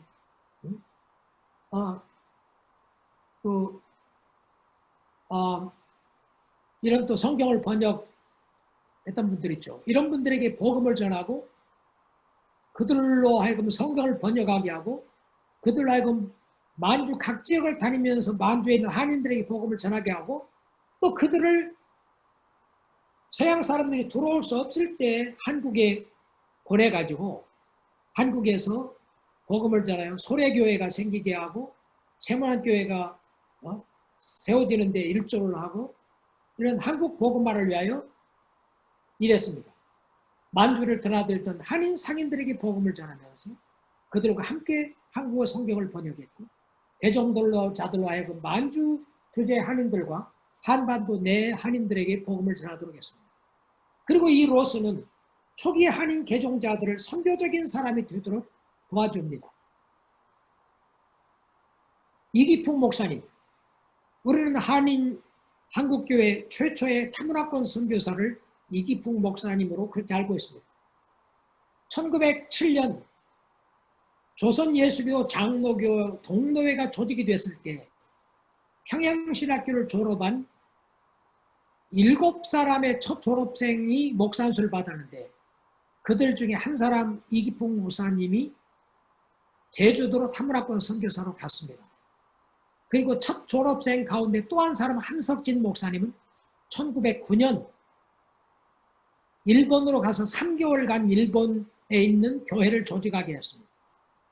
그 다음에 방화중 목사님을 캘리포니아로 보내서 이 캘리포니아와 멕시코 복음 선교를 하게 했어요. 그러나 이기풍 목사님과 한석진 목사님은 분명히 기록에 나와 있지만 방화중 목사님이 방기창 목사님 평양신학교 1회 졸업생 7명 첫 목사 안수 받은 사람 중에 한 사람인 방기창 목사님과 동일인이 아니라면 이건 확인은 안 되고 있습니다. 그러나 이렇게 처음부터 동노회가 조직이 될 때 7사람의 첫 목사 가운데 한 사람은 장기 주재 선교사로, 한 사람은 3개월 단기 선교사로, 또 한 사람은 뭐 선교사로 캘리포니아, 멕시코로 갔다 가지만 확인할 길은 없지만 어떻게 이렇게 한국교회 처음 지도자들이 선교적인 지도자들이 됐나? 이건 우연이 아닙니다. 서양 선교사들의 역할이 컸어요. 우리가 오늘날과 같이 참 세계 선교의 역군으로 한국교회가 등장을 했는데 이건 우연이 아니에요. 선교사들의 역할이 매우 중요했습니다. 나는 그 누구도 이것에 관심을 갖는 분들 못 봤어요. 그러나 제가 이제 플러에서 한국 선교 역사 PhD 공부를 했잖아요. 온갖 원자료를 뒤져보는 가운데 저쪽 필라델피아에는 프리스티안 히스토리컬 소사이어티 모든 선교사들의 이런 그 보고서라든지 이런 선교 활동들을 보관하고 있는 역사적인 자료가 장로교 자료가 필라델피아에 있습니다. 그 다음에 프린스톤에 뉴저지에 두루 대학이 있는데 두루 대학에는 감리교 아카이브가 있습니다. 거기에 가가지고 근데 놀라운 건 거기에 있는 자료들 가운데 그 비밀 해제 안 되는 것들을 요즘 비밀 해제하는 국가들이 있잖아요. 그런데 지금도 아무한테나 이렇게 공개 안 하는 것들이 있더라고. 대중에게. 그래서 제가 거기 가서 안식년 연구차 한국 선교 역사를 쓰기 위하여 갈 때 거기에 그 비공개 자료들은 못 본다고 그래서 그럼 어떻게 비공개 자료를 볼 수 있냐 했더니 당시에 그 미국 장로교회 선교부 총무인 선교 사무총장이었던 분의 허락을 받고 그 다음에 한인으로서 미국 장로교회 그 총회장을 지낸 이승만 목사님의 도움을 받아가지고 그들의 도움으로 가가지고 비공개 자료들을 이렇게 열어가지고 볼 수 있었어요. 그런데 놀라운 건 우리 이기풍 목사님이 제주도 선교한 것을 우리는 이기풍 목사님의 아이디어로 이렇게 간 것으로 생각이 되는데 사실은 이기람 선교사님의 영향이 컸습니다. 로이 스와인 할트라는 그 미국 장로교 한국주의 선교사의 그 글을 읽어보니까 또 코리안 미션 필드라는 책에 기록된 걸 보니까 서양 선교사들이 이기람 선교사님 집에 모여서 자꾸 제주도 선교에 대한 강조를 했어요. 제주도 선교를 얘기했는데 이기풍 목사님의 사모님이 나중에 된 윤함의 자매가 이기람 선교사 집에서 약 5, 6년 동안 양녀로서 거기에서 보호를 받고 거기에서 봉사를 하며 있었습니다. 선교사들이 오면 다과도 구워내고 커피도 끓여내고 선교사들이 하는 얘기를 들었어요. 그래 자꾸 제주도 선교가 얼마나 중요한가. 제주도에 복음이 전파되지 않고 있는데 제주도를 선교해야 한다는 이런 얘기를 유남의 사모가 들은 겁니다. 그래서 그 유남의 사모가 이기풍 목사님이 이제 안수받고 목사가 되니까 여보 우리 제주도에 선교사로 갑시다 해가지고 남편을 격려를 했어요. 그러니까 이기풍 목사님이 동료회가 조직이 됐을 때 마페 선교사님을 찾아가가지고 마페 선교사님한테 내가 제주도 선교를 하려고 하는데 마페 선교사님 동료회에 나를 선교해달라고 부탁을 합니다. 그러니까 마페 선교사님이 제주도 매우 어려운데 제주도 선교를 해야겠습니까? 그러니까 이기풍 목사님 그렇습니다. 이기풍 목사님의 딸 이사라 권사님이 쓴 이기풍 목사님의 생애와 사상, 신앙과 사역입니까? 그 책에 그렇게 되어 있어요. 우리 어머니가 아버지 권해가지고 그렇게 했다고.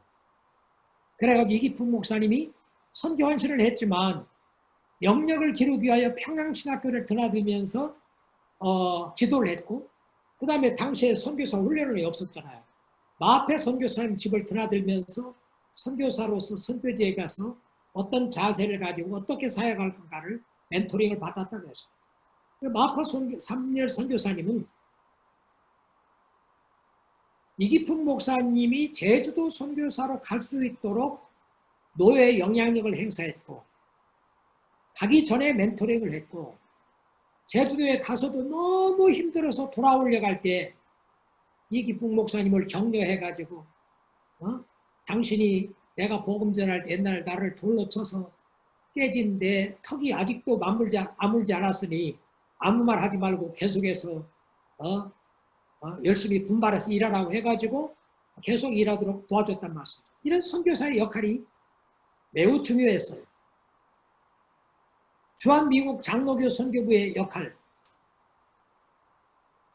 아까 잠깐 말씀드렸습니다만 우리 한국 교회가 선교교회가 된 건 우연이 아니에요. 장로교회 총회가 조직된 1912년에 중국 산동성의 세 가정의 선교사를 파송할 때 주한미국 장로교 파송 선교사들은 한국 장로교회 산동성 선교가 가능하도록 도왔습니다. 서양 선교사들이 주선과 협력으로 일본에서의 장로교와 감리교 사역이 연합사역이 훌륭히 이루어졌습니다. 아까 말씀드린 것처럼 존 모터가 에딘버러 대회에 참석한 서양 선교사들에게 여러분은 여러분들이 섬기는 민족을 교회를 선교의 나라를 선교의 대상으로만 삼지 말고 선교의 자원으로 간주해서 그들을 개발해서 선교하게라 한 얘기를 아무도 귀를 기울이지 않았지만 한국에 온 선교사들은 정말 훌륭한 선교사들이었어요. 정말 이들이 그 존 모터의 챌린지를 그저 한비로도 강비로 흘린 게 아니라 한국에 와가지고 처음부터 평양신학교에서 가르칠 때 그들에게 선교에 대한 설교를 하고 강의를 하고 도전을 하고 훈련을 하고 다리를 놔주고 우리가 산동성이 어떻게 일제 식민 통치를 받는 민족이 어떻게 가 선교했겠어요. 선교에 좋은 뜻이 있었어도. 근데 이제 길선주 목사님이 그러거든. 1905년에 그런 얘기를 합니다. 우리가 이렇게 참 흑암 중에 살던 우리가 하나님의 은혜로 서양 선교사의 도움으로 복음을 받아들이는데 우리가 민족 복음하는 일뿐만 아니라 우리가 세계를 복음하는 세계 선교의 역군이 돼야 한다고. 그리고 우리가 우리에게 공자와 맹자의 도를 전해준 중국에도 선교사를 파송해서 중국 복음화도 도와야 한다고. 그런데 중국의 선교사를 파송하려고 하니까 중국 사람들은 전 아소국, 현 일소국, 전에는 우리에게 속해 있고 현재 일본에 속해 있던 나라. 이 중국 사람들이 보통 이분들이 뭐라 할까 우월감이 강했던 민족이 아니거든요. 근데 우리보다 자기들보다 7, 80년 선교 역사가 뒤진 이 마직 조직된 교회가 선교사 보낸다 하니까 당시에는 선교사가 강대국에서 약한 나라로, 부자 나라에서 가난한 나라로, 오래된 교회에서 약한 교회로 보내는 것으로 생각을 했는데 그들이 받아들였겠어요? 그런데 산동성 주재 한인 선교사들의 산동성 주재 북장로교 선교사들의 주선으로, 그리고 한국의 한부선 선교사님의 아버지 한윌리엄 선교사, 윌리엄 헌트가 직접 중국에 가서 한국교회가 중국에 선교사를 파송하기를 원하는데 어디에서 그들이 어떻게 살게 할지를 우리가 좀 도와줘야 할 거 아니냐 해가지고 그러면 내양에 우리 선교구역 중 하나에 여기로 오게 해달라고 하고 자기 동료 선교사들을 선교부 소속 선교사들의 도움을 받아가지고 산동서로 가게 됐고, 그 다음에 중국교회 지도자들을 설득해가지고 갈 수 있도록 했단 말씀이죠. 이것이 오늘날 현지 교회가 부흥하고 성장한다 할지라도 이제 됐다고 그냥 떠날 것이 아니라 현지 교회를 선교하는 교회가 되게 하고, 우리 한국은 적어도 171개국에 2만 8천 몇 명의 한인 선교사가 있잖아요. 그 네트워크 있잖아요. 그들에게 우리가 연결시켜가지고 현지인들을 보내가지고 그들의 보호 아래에서, 그들의 스폰서 아래에서 사역할 수 있게끔 도울 수 있다는 말씀이죠. 주한미국 선교부가 만주지에서 선교부와 협력해서 한국교회 만주 선교를 또 도왔습니다. 현장에 있는, 만주에 있는 이 미국 장로교 선교부가 만주에서 선교 사역을 시작한 한국교회의 만주 선교도 도왔단 말씀이죠. 우리가 이렇게 현지 교회와 더불어 동반자 사역을 할 수가 있습니다. 그 다음에 한국교회 보면 조동진 박사님은 비서구교회 선교회 선교자입니다. 윌리엄 캐리가 해안 선교 시대를 열었고, 허더슨 테일러가 내지 선교 시대를 열었고, 도널드 맥가브란과 카메론 타운샌드가 이 감추인 족속들, 간과된 족속들, 소위 미전도 족속들, 그 다음에 이 랍트 윈터가 미전도 종족 복음화를 위하여 물꼬를 튼 사람이라면, 조동진 목사님은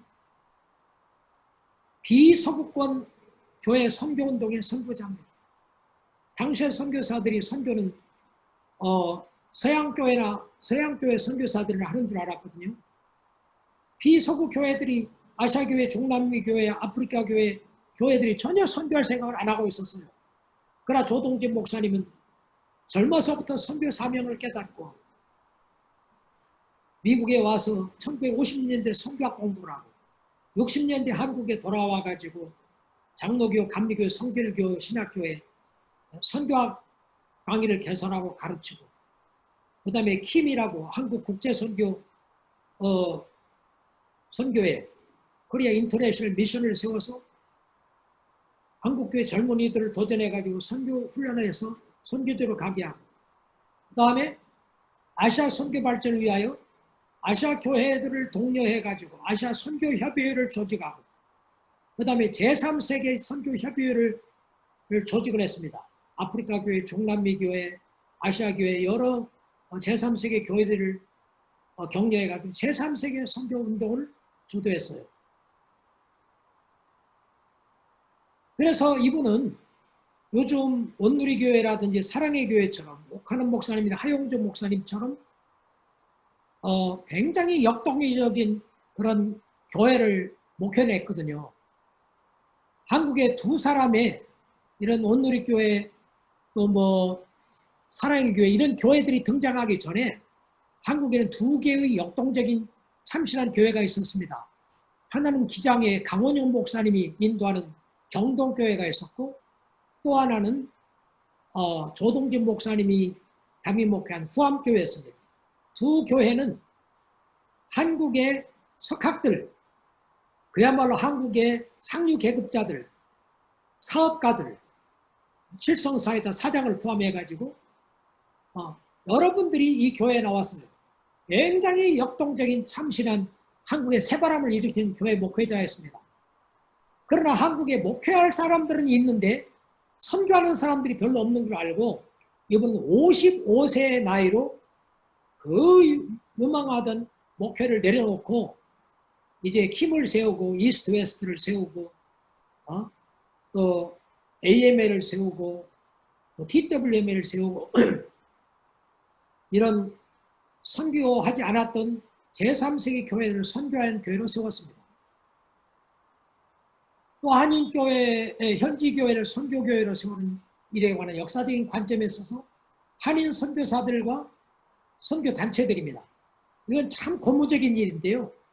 GP 선교회 필리핀 선교사들과 브라질의 GP 선교사들은 필리핀 현지인들과 브라질 현지인들을 훈련시켜서 베트남, 인도네시아 등 여러 나라에 가서 사역할 수 있도록 이렇게 격려를 했습니다. 브라질 같은 데는 완전히 브라질 GP라고 독립 GP가 됐어요.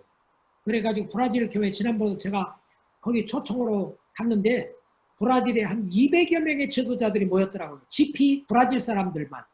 그래 거기서 그들 선교도 전하고 선교 강의하고 왔습니다만 이건 아주 아름다운 참 역사적인 좋은 예 같아요. 그 다음에 바울 선교회의 브라질 남부 신학교와 필리핀에서의 필리핀 이 선교사 훈련센터를 통해 가지고 브라질 사람들을 또 필리핀 사람들을 또 제3세계 사람들을 브라질 남부 신학교와 필리핀 해외 선교센터에서 선교사를 훈련시켜 가지고 내보낸 일을 하고 있는데 이것도 아주 장한 일이고 아주 훌륭한 일을 우리가 본받아야 할 귀감이 되고 있는 사역입니다. 그 다음에 마닐라의 한 선교사는 해외 근로자들, 필리핀 근로자들을 선교 동력화하기 위하여 필리핀에 선교사 훈련학교 All Nations College라는 대학을 세워가지고 그들을 훈련시켜가지고 몇백 명을 금년에도 이렇게 훈련시켜가지고 졸업시켜가지고 보내고 하고 있더라고. 이것도 아주 훌륭한 사역이에요. 그 다음에 제가 민다나오를 몇 차례 방문했는데 민다나오 주재 GMS 선교사들 거기 보면 상영구요 선교사라든지 거기 또 GMS의 신기대 선교사라든지 이승준 선교사라든지 GMS 선교사들이 현지인들을 도전해서 선교에 헌신하게 하고 선교 훈련을 시켜서 다른 나라에 파송되어 일하는 한인 선교사들과 연결시켜가지고 선교 사역에 종사하게 하는데 이건 아주 아름다운 참 훌륭한 귀감이 되는 사역입니다. 자, 현지 교회를 선교교회로 세워야 할 성경적인 관점, 선교학적인 관점, 역사적 관점을 말씀드렸습니다. 이제 마지막으로 현지 교회를 선교교회로 세우는 일에 대한 상황적 관점에 대해 말씀드리도록 하겠습니다. 현재 세계 복음화의 진척 상황을 볼 때 한두 민족으로만 세계 복음화의 사명을 감당할 수가 없습니다. 그렇기 때문에 모든 민족교회가 선교에 참여해야 합니다. 이 존 모트의 생각이 옳았던 거예요. 서양 선교사들에 의해서만 민족교회가 선교교회가 모든 세계를 복음화할 수 없기 때문에 여러분이 섬기는 민족을 선교의 대상으로만 삼지 말고 선교의 자원으로 삼으라. 그렇기 때문에 예수님이 자기가 온성의 촌에 돌아다니며 천국복음 전파하고 회당에 가르치고 병든 거 약한 걸 고치는 일을 하셨을 뿐만 아니라 12제자를 훈련시켜서 모든 족속과 제자를 삼으라고 그들에게 사명을 부여하고 동기부여하고 훈련하고 내보냈던 겁니다. 현지 교회가 선교하는 교회가 되지 않으면 참으로 성숙한 교회라고 말할 수 없습니다. 현지 교회가 참으로 성숙한 교회가 되려면 선교하는 교회가 돼야 돼요. 세계를 품는 교회가 돼야 한다는 말씀이죠. 이스라엘이 그 장자로 제사장 나라로 세움받았는데 우월감을 가지고 특권의식을 가지고 하나님은 자기들이 하나님인 줄만 알고 그랬잖아요. 그게 성숙한 이스라엘이 아니었죠. 그러나 나중에 그들을 하나님 깨우쳐가지고 자기들을 모든 민족의 제사장 나라로 이방의 빛으로 세웠다는 걸 알게 하고 그들이 그런 참 삼경감을 갖게 할 때 참으로 그들이 영적으로 성숙할 수 있었단 말씀이죠. 현지 교회를 선교교회로 세워 세계 선교를 감당하게 할 때 현지 교회가 역동적인 교회가 되며 제도화가 되는 것을 방지할 수 있습니다. 그저 교회가 그저 커지기만 하고 자체적으로 비대해지면 제도화돼요. 부패하게 마련이에요. 물이 수원지에서 흘러나와가지고 콸콸콸 흘러내려야 한단 말씀이죠. 그래야 깨끗하지. 사회는 받아들이기만 하고 물이 갇혀있기 때문에 죽음 바다라고 하잖아요. 갈릴리 바다는 계속해서 요단강으로부터 흘러내리는 걸 받을 뿐만 아니라 흘러내리기 때문에 갈릴리 바다가 물고기가 뛰놀고 그야말로 생물이 사는 이런 살아있는 강이 된다고 하잖아요. 갈릴리 바다가 됐다고 하잖아요. 그래서 현지 교회를 선교하는 교회가 되게 할 때 역동적인 교회가 되고 제도화를 방지할 수 있습니다. 사실 미국 교회가 계속 활성화될 수 있었던 이유 중에 하나가 선교운동을 활발히 하게 될 때 선교사들을 위하여 기도하고 그 민족들을 위하여 기도하고 후원하고 헌금하고 그들이 돌아와가지고 선교 보고하고 편지를 보내고 하게 될 때 미국이 새로워졌다고 했습니다. 미국이 정치, 경제, 사회, 문화, 예술 모든 면에 이 패러다임 시프트가 일어나고 변화가 일어나게 됐다고 했어요. 이 선교사의 역할이 매우 중요합니다. 우리가 현지 교회를 사랑한다면 현지 교회가 역동적인 교회가 되기를 원한다면 이렇게 선교교회가 되도록 도와야 한다는 말씀이죠. 또 모든 민족이 선교에 참여함으로 책임감 있는 우주적인 교회의 일원이 될 수 있습니다. 모든 민족교회가 선교운동에 참여할 때 언어와 문화가 비슷한 다른 민족들을 효과적으로 복음할 수 있습니다. 우리 한국 선교사들이 세계를 복음하기 위하여 모든 나라에 각 나라에 가 있는데 우리에게는 동아시아 있잖아요. 유교의 문화권인 한문을 쓰고 공자와 맹자의 영향을 받은 동아시아에서는 상당히 효과적이에요. 그렇지만 문화가 다른 나라에 가게 되면 많이 제한을 받게 됩니다. 그러나 우리가 현지 교회를 선교하는 교회를 세우면 현지 교회는 예를 들어 필리핀 교회는 카톨릭 국가에 가서 선교하는 데 카톨릭에 대한 이해가 있기 때문에 매우 중요해요. 그 다음에 인도네시아 교회 같은 데를 선교하는 교회를 세우면 무슬림 국가에 가가지고 선교하는 데 아주 도움이 돼요.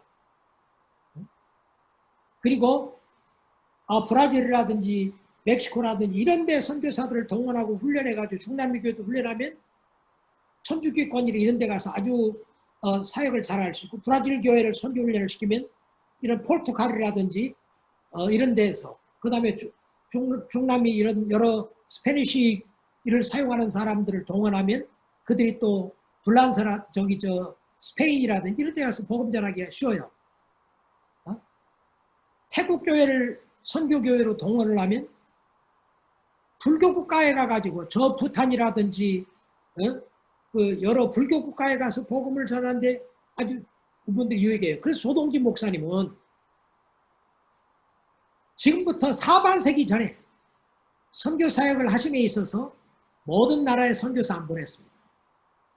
야심을 갖지 않았어요. 세계 선교를 나 혼자 한다고 생각 안 했습니다. 그는 회교권 복음화를 위해서 인도네시아 미셔너리 펠로십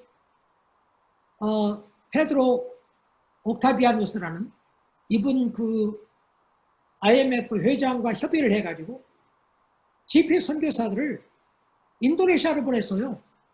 이은모 선교사라든지 안성원 선교사라든지 참 이런 집회 소속 선교사들을 인도네시아에 보내가지고 IMF와 더불어서 인도네시아 복음화를 돕게 했어요. 왜냐하면 인도네시아가 세계에서 무슬림 국가 중에 가장 크고 그래도 복음화가 가장 쉽게 이루어지고 그래도 가장 성장하는 교회였거든요. 그래서 거기에 보내가지고 그들 가운데 일하게 했어요. 그래서 인도네시아 교회가 선교하는 교회가 되도록 지금 안성원 선교사님은 인도네시아 교회 선교도전하고 선교 동원하고 선교 훈련하고 선교사 보내는 데 열심히 하고 계시거든요. 그리고 불교권 복음화를 위해서는 조동진 목사님이 모든 불교권의 선교사 보내지 않았습니다. 집중을 했어요.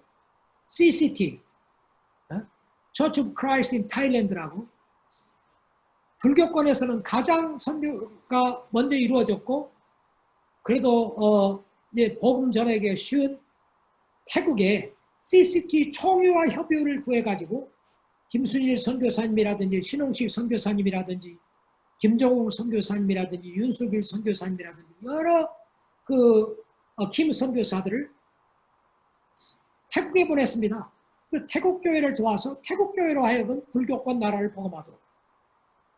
그 다음에 천주교권 복음화를 위해서는 조용종 목사님을 필리핀의 그 아시아에서 유일한 천주교 다미넌트한 천주교권인 필리핀의 필리핀 PMA 미셔너리 펠로 어소시에이션이랍니까? 필리핀 미션스 어소시에이션 여기에 맷 카스티올리라는 분에게 보내가지고 거기에서 그들과 더불어 필리핀 복음화를 도와서 필리핀 교회를 선교하는 교회에 되도록 전략도 그렇게 보냈습니다.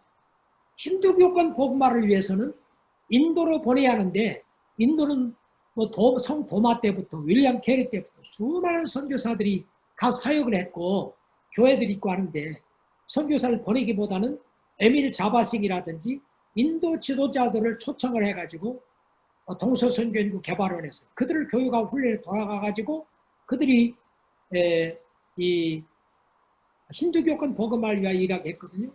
그러니까 우리가 현지 교회를 선교하는 교회로 세워야 할 이유 중에 하나가 세계 여러 언어와 문화가 있는데 종교권이 있는데 우리가 모든 어느 한두 민족이 모든 민족을 복음하는데 그렇게 최상의 전략은 아니란 말이죠.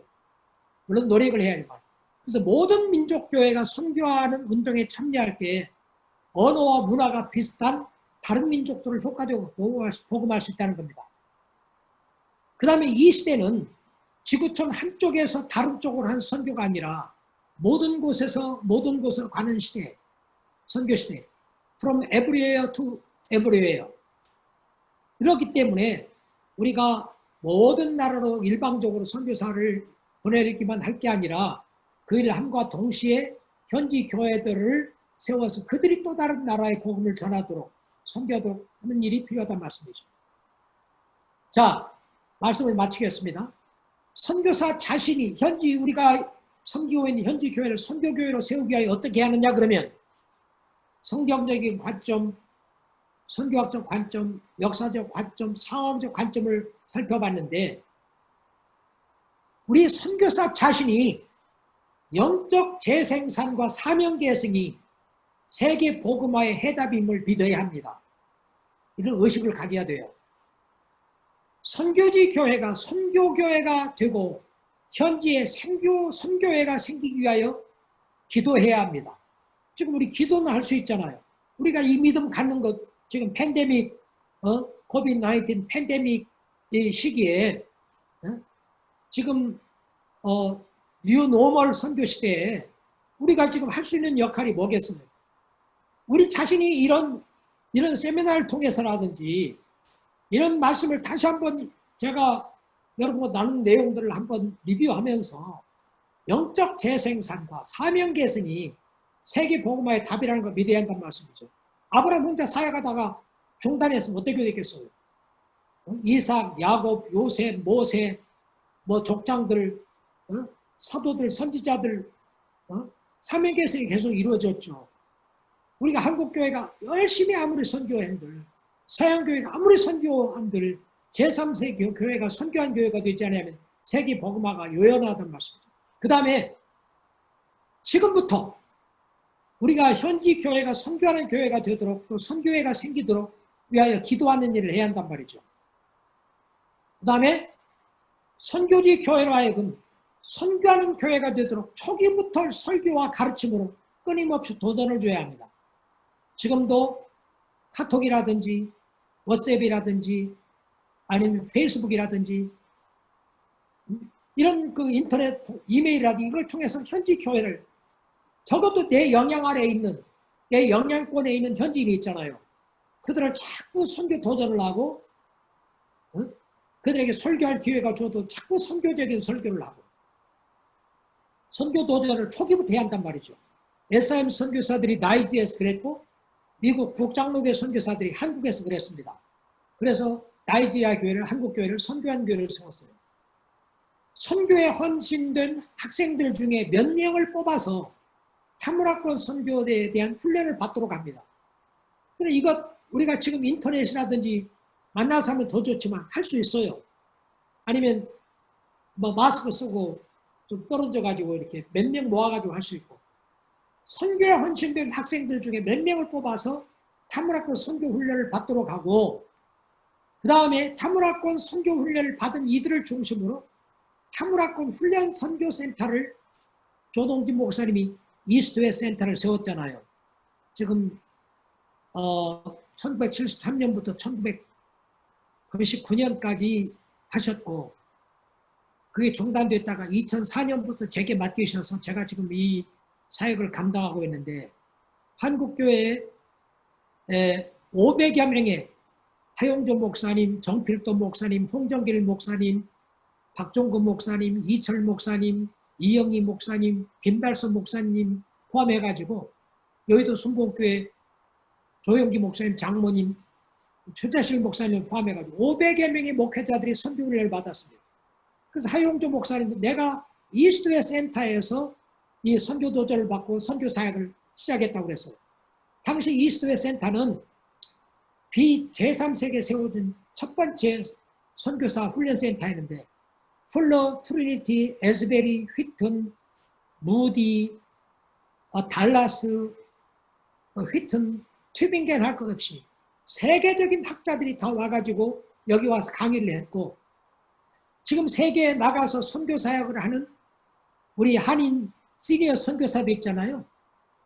저 신홍식 목사님을 포함해가지고 이은무 목사님이라든지 강성삼 목사님, 김활영 목사님, 한정국 목사님, 정민혁 목사님, 또 이지환 목사님을 포함해가지고 1,500여 명의 고참 선교사들 다 여기서 훈련을 받았어요. 만약 여기서 이들이 이 훈련을 안 받았으면 오늘날과 같은 이렇게 선교 사역을 할 수 있었겠어요? 오늘날과 같이 그래도 시행착오를 줄이면서 이런 훌륭한 사역을 할 수 있었겠어요? 그래서 우리가 현지인들을 선교교회를 세워야겠다는, 이것이 정말 중요하다는 믿음을 가지고 현지인들이 현지교회가 선교교회가 되도록 기도하고, 현지교회로 하여금 선교하는 교회가 되도록 설교와 가르침과 대화를 통해서 끊임없이 도전을 주고, 사람들을, 현지인들을 선교 도전 받은 사람들을 모아가지고 선교 훈련을 하고, 또 선교 이스트웨스트 센터와 같은 선교사 훈련 센터를 세우고, 바울 선교의 필리핀 선교 센터처럼 인도네시아의 선교 센터, 또 강대영 목사님의 태국 CCT 안에서의 또 선교 교육하고 훈련하는 이런 프로그램을 운영하듯이 선교 훈련 센터를 설립해야 한단 말이죠. 근데 타무라권 선교센터의 훈련생들을 또 해외, 국내와 해외 단기 선교사로 파송할 기회를 줍니다.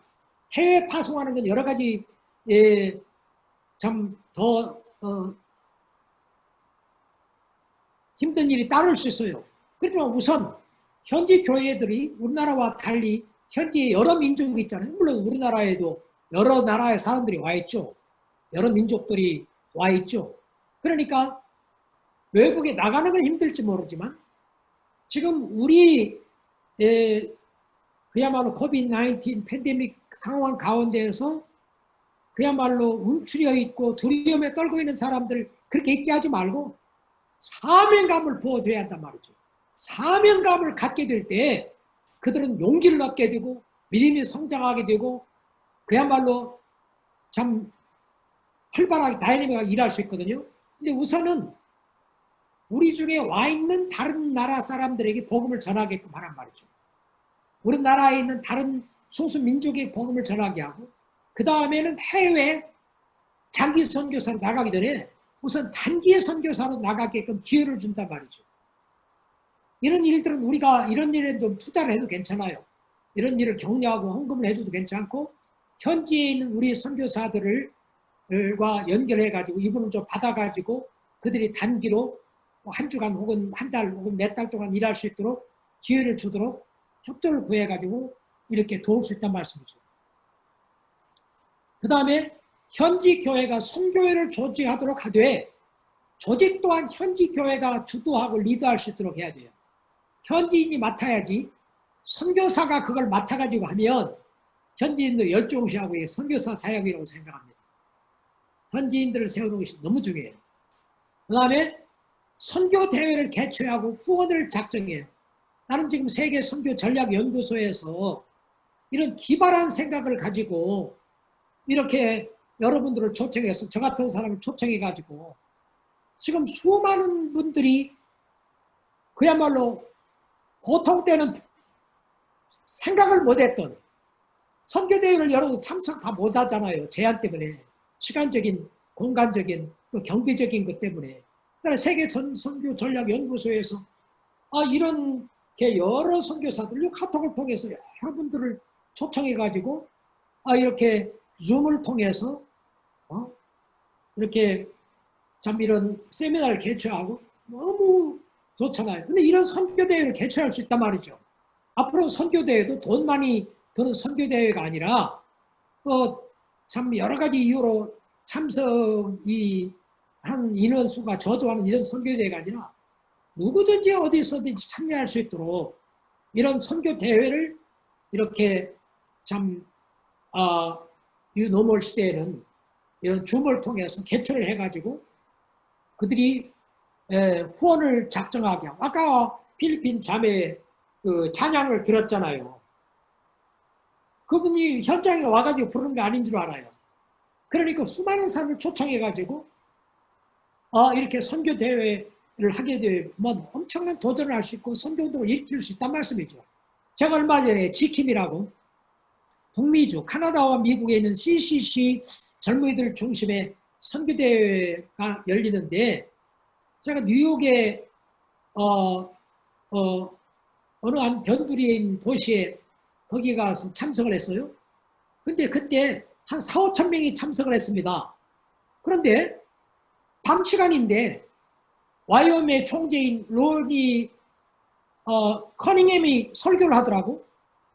저 큰 자막에 나와서 설교를 해요. 근데 거기 현장에 나와 설교하는 게 아니라 하와이 와이엄 코나에 있는 와이엄 센터에서 설교를 하더라고. 근데 마치 그 지킴 뉴욕에 와서 설교하는 줄 알았어요. 요즘도 그렇잖아요. 요즘 큰 교회에서 목사님 설교하면 너무 작아 보이니까 큰 자막을 띄워가지고 영상으로 큰 화면에 나오는 분을 보면서 설교 도전을 받고 은혜를 받잖아요. 왜 우리가 노멀 시대에 어쩌면 보통 때 할 수 없었던 일, 우리가 깨닫지 못하는 것들을 깨달았는데 이렇게 세계 선교 전략 연구소에서 이렇게 세미나를 개최해서 여러분들이 참석하게 하듯이 이런 선교대회 개최를 왜 못하냔 말이에요. 그 후원을 작정하게 하고 제가 들었어요. 얼마 전에 유튜브를 통해서 무슨 선교 호소를 했는데 2억이 나왔다나 선교비가. 마음 있는 사람 영상 듣고도 얼마든지 선교 헌금 한다고요. 그 다음에 먼저 나라 안에 복음이 전혀 전해지지 않은 다른 부족에게 선교사를 파송합니다. 이게 단기 선교사가 아니라. 그리고 선교 경험을 쌓게 하고 그 다음에 주위의 나라에서 활동하고 있는 선교단체 및 교회들과 협의하여 파트너십 관계를 형성하게 합니다. 예를 들어서 북장로교회, 한국에 있는 북장로교 선교사들이 저 중국 산동성에 있는 북장로교 선교사들과 협의해가지고 한인 선교사들 거기서 보내가지고 파트너십 관계를 가지고 동반자 사역을 하게 했던 것처럼 그렇게 할 수 있어요. 그리고 주위에 있는 나라에 이제 선교사를 파송합니다. 다른 나라에. 그리고 다른 대륙에 선교사를 파송하게 합니다. 이웃 나라뿐만 아니고 다른 대륙에. 코비드-19 대유행으로 새로운 환경이 조성된 때 선교사들은 현지인들이 할 수 있는 일들은 현지인들이 하게 하고 선교사들은 현지인들이 할 수 없는 사역을 하게 해요. 줌을 활용하여 현지 교회가 선교하는 교회도록 도전하고 교육하는 일을 도울 수 있을 것입니다. 감사합니다. 이상 제가 가지고 있는 현지인들을 선교교회로 세우기 위한 그 방안을 여러분과 함께 나누었습니다. 경청해 주셔서 감사합니다. 박수로 우리 오랜 시간 동안 우리 교수님 박수로 맞겠습니다. 우리 열정의 강의 너무 감사드리고요. 우리 대부분 선교사님 오랜 강의에도 나가시지 아니하시고 이렇게 지켜주셔서 감사합니다. 이어서 좀 실제적인 부분들을 우리 교수님께 질의응답 시간으로 김형갑 목사님 인도하시겠습니다. 네, 교수님 감사합니다. 특별히 우리 필리핀 선교의 대선배님이시고 1981년부터 필리핀 선교의 역사를 그으셨던 교수님께서 또 이렇게 함께 귀한 선교 전략에 대한 현지 교회를 선교 교회로 세우는 일에 대해서 강의해 주셔서 감사합니다. 참 감명 깊고 무엇보다도 특별히 참 구체적이고 실제적인 제안들이 역시 전 세계를 돌아다니면서 선교 동원가로서 또 네트워크를 구축하신 분으로서 이렇게 구체적인 대안들까지 알려주신 것에 대해서 참 감명 깊게 들었습니다. 우리 질문이 있으신 분들은 지금 채팅창에 올리고 계십니다만은 특별히 많은 질문들로 여러분 실제적인 내용까지 다 답변을 해 주실 수 있는 귀한 분이시기 때문에 여러분 이 기회를 놓치지 마시고 구체적으로 많은 것들을 답을 얻어 가실 수 있는 귀한 시간이 됐으면 좋겠고요.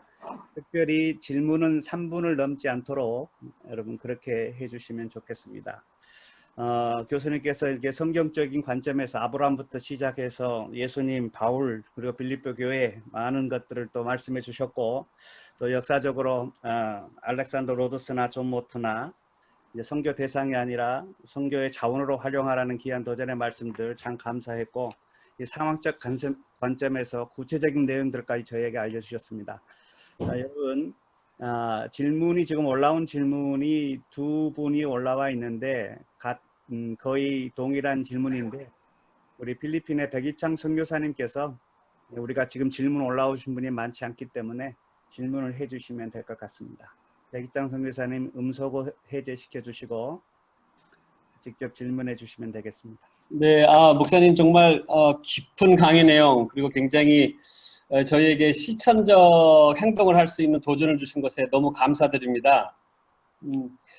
강의 말미에 이제 제가 이 답변을 질문을 적었는데 그래도 의문으로 하나 남는 건 목사님이 교회만 설립할 것이 아니라 선교회를 조직하고 남겨야 된다. 그런 말씀을 주셨는데 현실적으로 한국 선교사가 교회를 개척해서 부흥 성장해서 그것이 선교적 교회로 나아가서 선교를 감당하는 것과 그 선에서 그치지 않고 별도의 선교 훈련, 파송 그 전문의 선교회를 별도로 조직을 해야 된다는 그 말씀이신지요? 그리고 만약에 그런 경우일 경우에 현실적으로 한국 선교사가 단독교회를 세워서 그 안에서 선교회까지 조직을 해야 된다는 가능성은 쉽지는 않을 것 같은데 그렇다면 현실적으로 한국 선교사들이 연합해서 개별 교회는 갖고 있지만 미션을 철치로 나아간다 하더라도 현실적으로 선교사를 발굴해내고 훈련하고 파송하고 재배치까지 하기 위해서는 별도의 연합된 단체로서의 선교 단체가 필요하다는 그런 말씀인지요. 제가 구체적으로 목사님한테 묻고 그런 가능성에 대한 목사님의 고견을 좀 듣고 싶습니다. 좋은 질문 감사하고요. 제가 선교에 네 단계가 있다고 그랬잖아요. 선교회와 현지 교회, 선교사와 현지들 간의 발전 단계 네 단계가 있다는 것을 소개를 해드렸는데 네.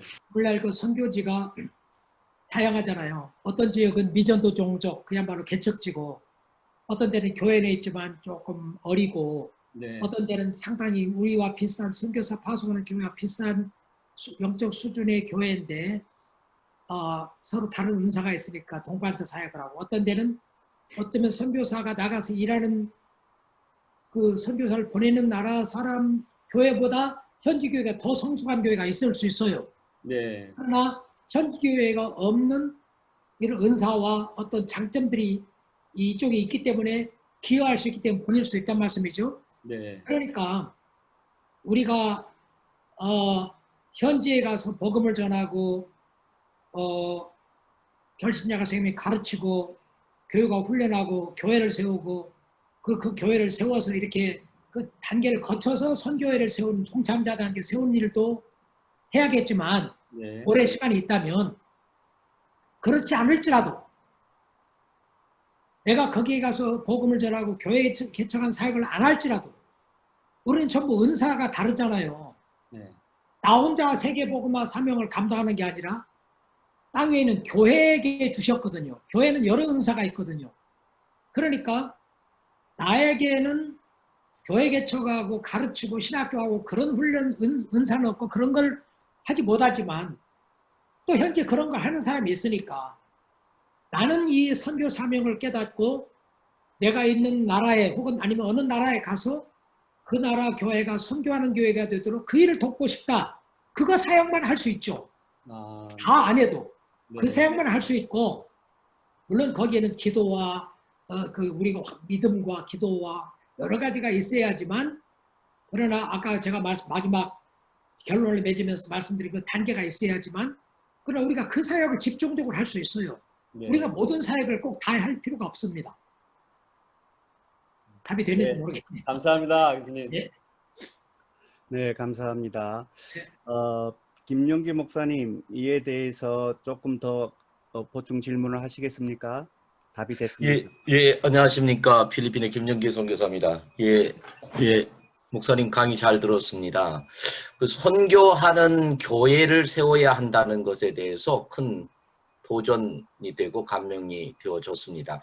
그 교회의 본질적인 사명이 그 선교하는 교회가 되어져야 된다고 하는 것, 그리고 오늘 강의 주제가 제목이 선교하는 교회가 되어야 된다고 하는 것이 이제 오늘 강사님의 그 어떤 메인 토픽 주제였는데 계속 중간에 그 허드슨 테일러 이야기를 하시면서 선교회, 선교단체를 세워야 된다라고 하는 이야기가 같이 두 줄기 메시지로 나오면서 제가 질문하고 싶은 말씀이 있었습니다. 교회가 선교적인 사명을 감당하게 된다면 교회가 교회로서의 본질적인 사명을 감당하는 것, 그 선교하는 교회를 세우게 된다면 굳이 선교회가 따로 필요 있을까요? 라고 하는 겁니다. 어느 시대에든지 교회가 본질적인 사명을 놓치게 되어질 때 선교단체와 선교회가 일어나게 되어졌고 그 선교회를 통해서 일하게 되어지지 않았는가라고 하는 것이 질문 중에 하나인데 지금 계속 강사님의 이야기가 선교교회를 세워야 되고 선교회를 또 이야기를 했단 말입니다. 그래서 선교교회를 세워야 되는 것은 제가 지금 아주 긍정적으로 받아들이면서 그렇게 해나가야 한다고 보는데 그럼에도 불구하고 선교회를 세워서 선교해야 할 이유가 있다면 그것이 어떤 이유인지를 더 말씀해 주신다면 확실하게 동기부여가 더 될 것 같습니다. 그리고 예수님도 교회를 각 신약 성경에 보면 교회를 세웠지 선교단체를 세웠다는 이야기는 없다고 볼 때 교회 선교적인 교회로 쭉 나간다고 하는 것이 맞지 않겠는가. 선교회를 세워야 된다라고 하는. 그런데 아까 7번 마지막 결론의 7번에서는 굉장히 감동이 되어졌어요. 왜냐하면 7번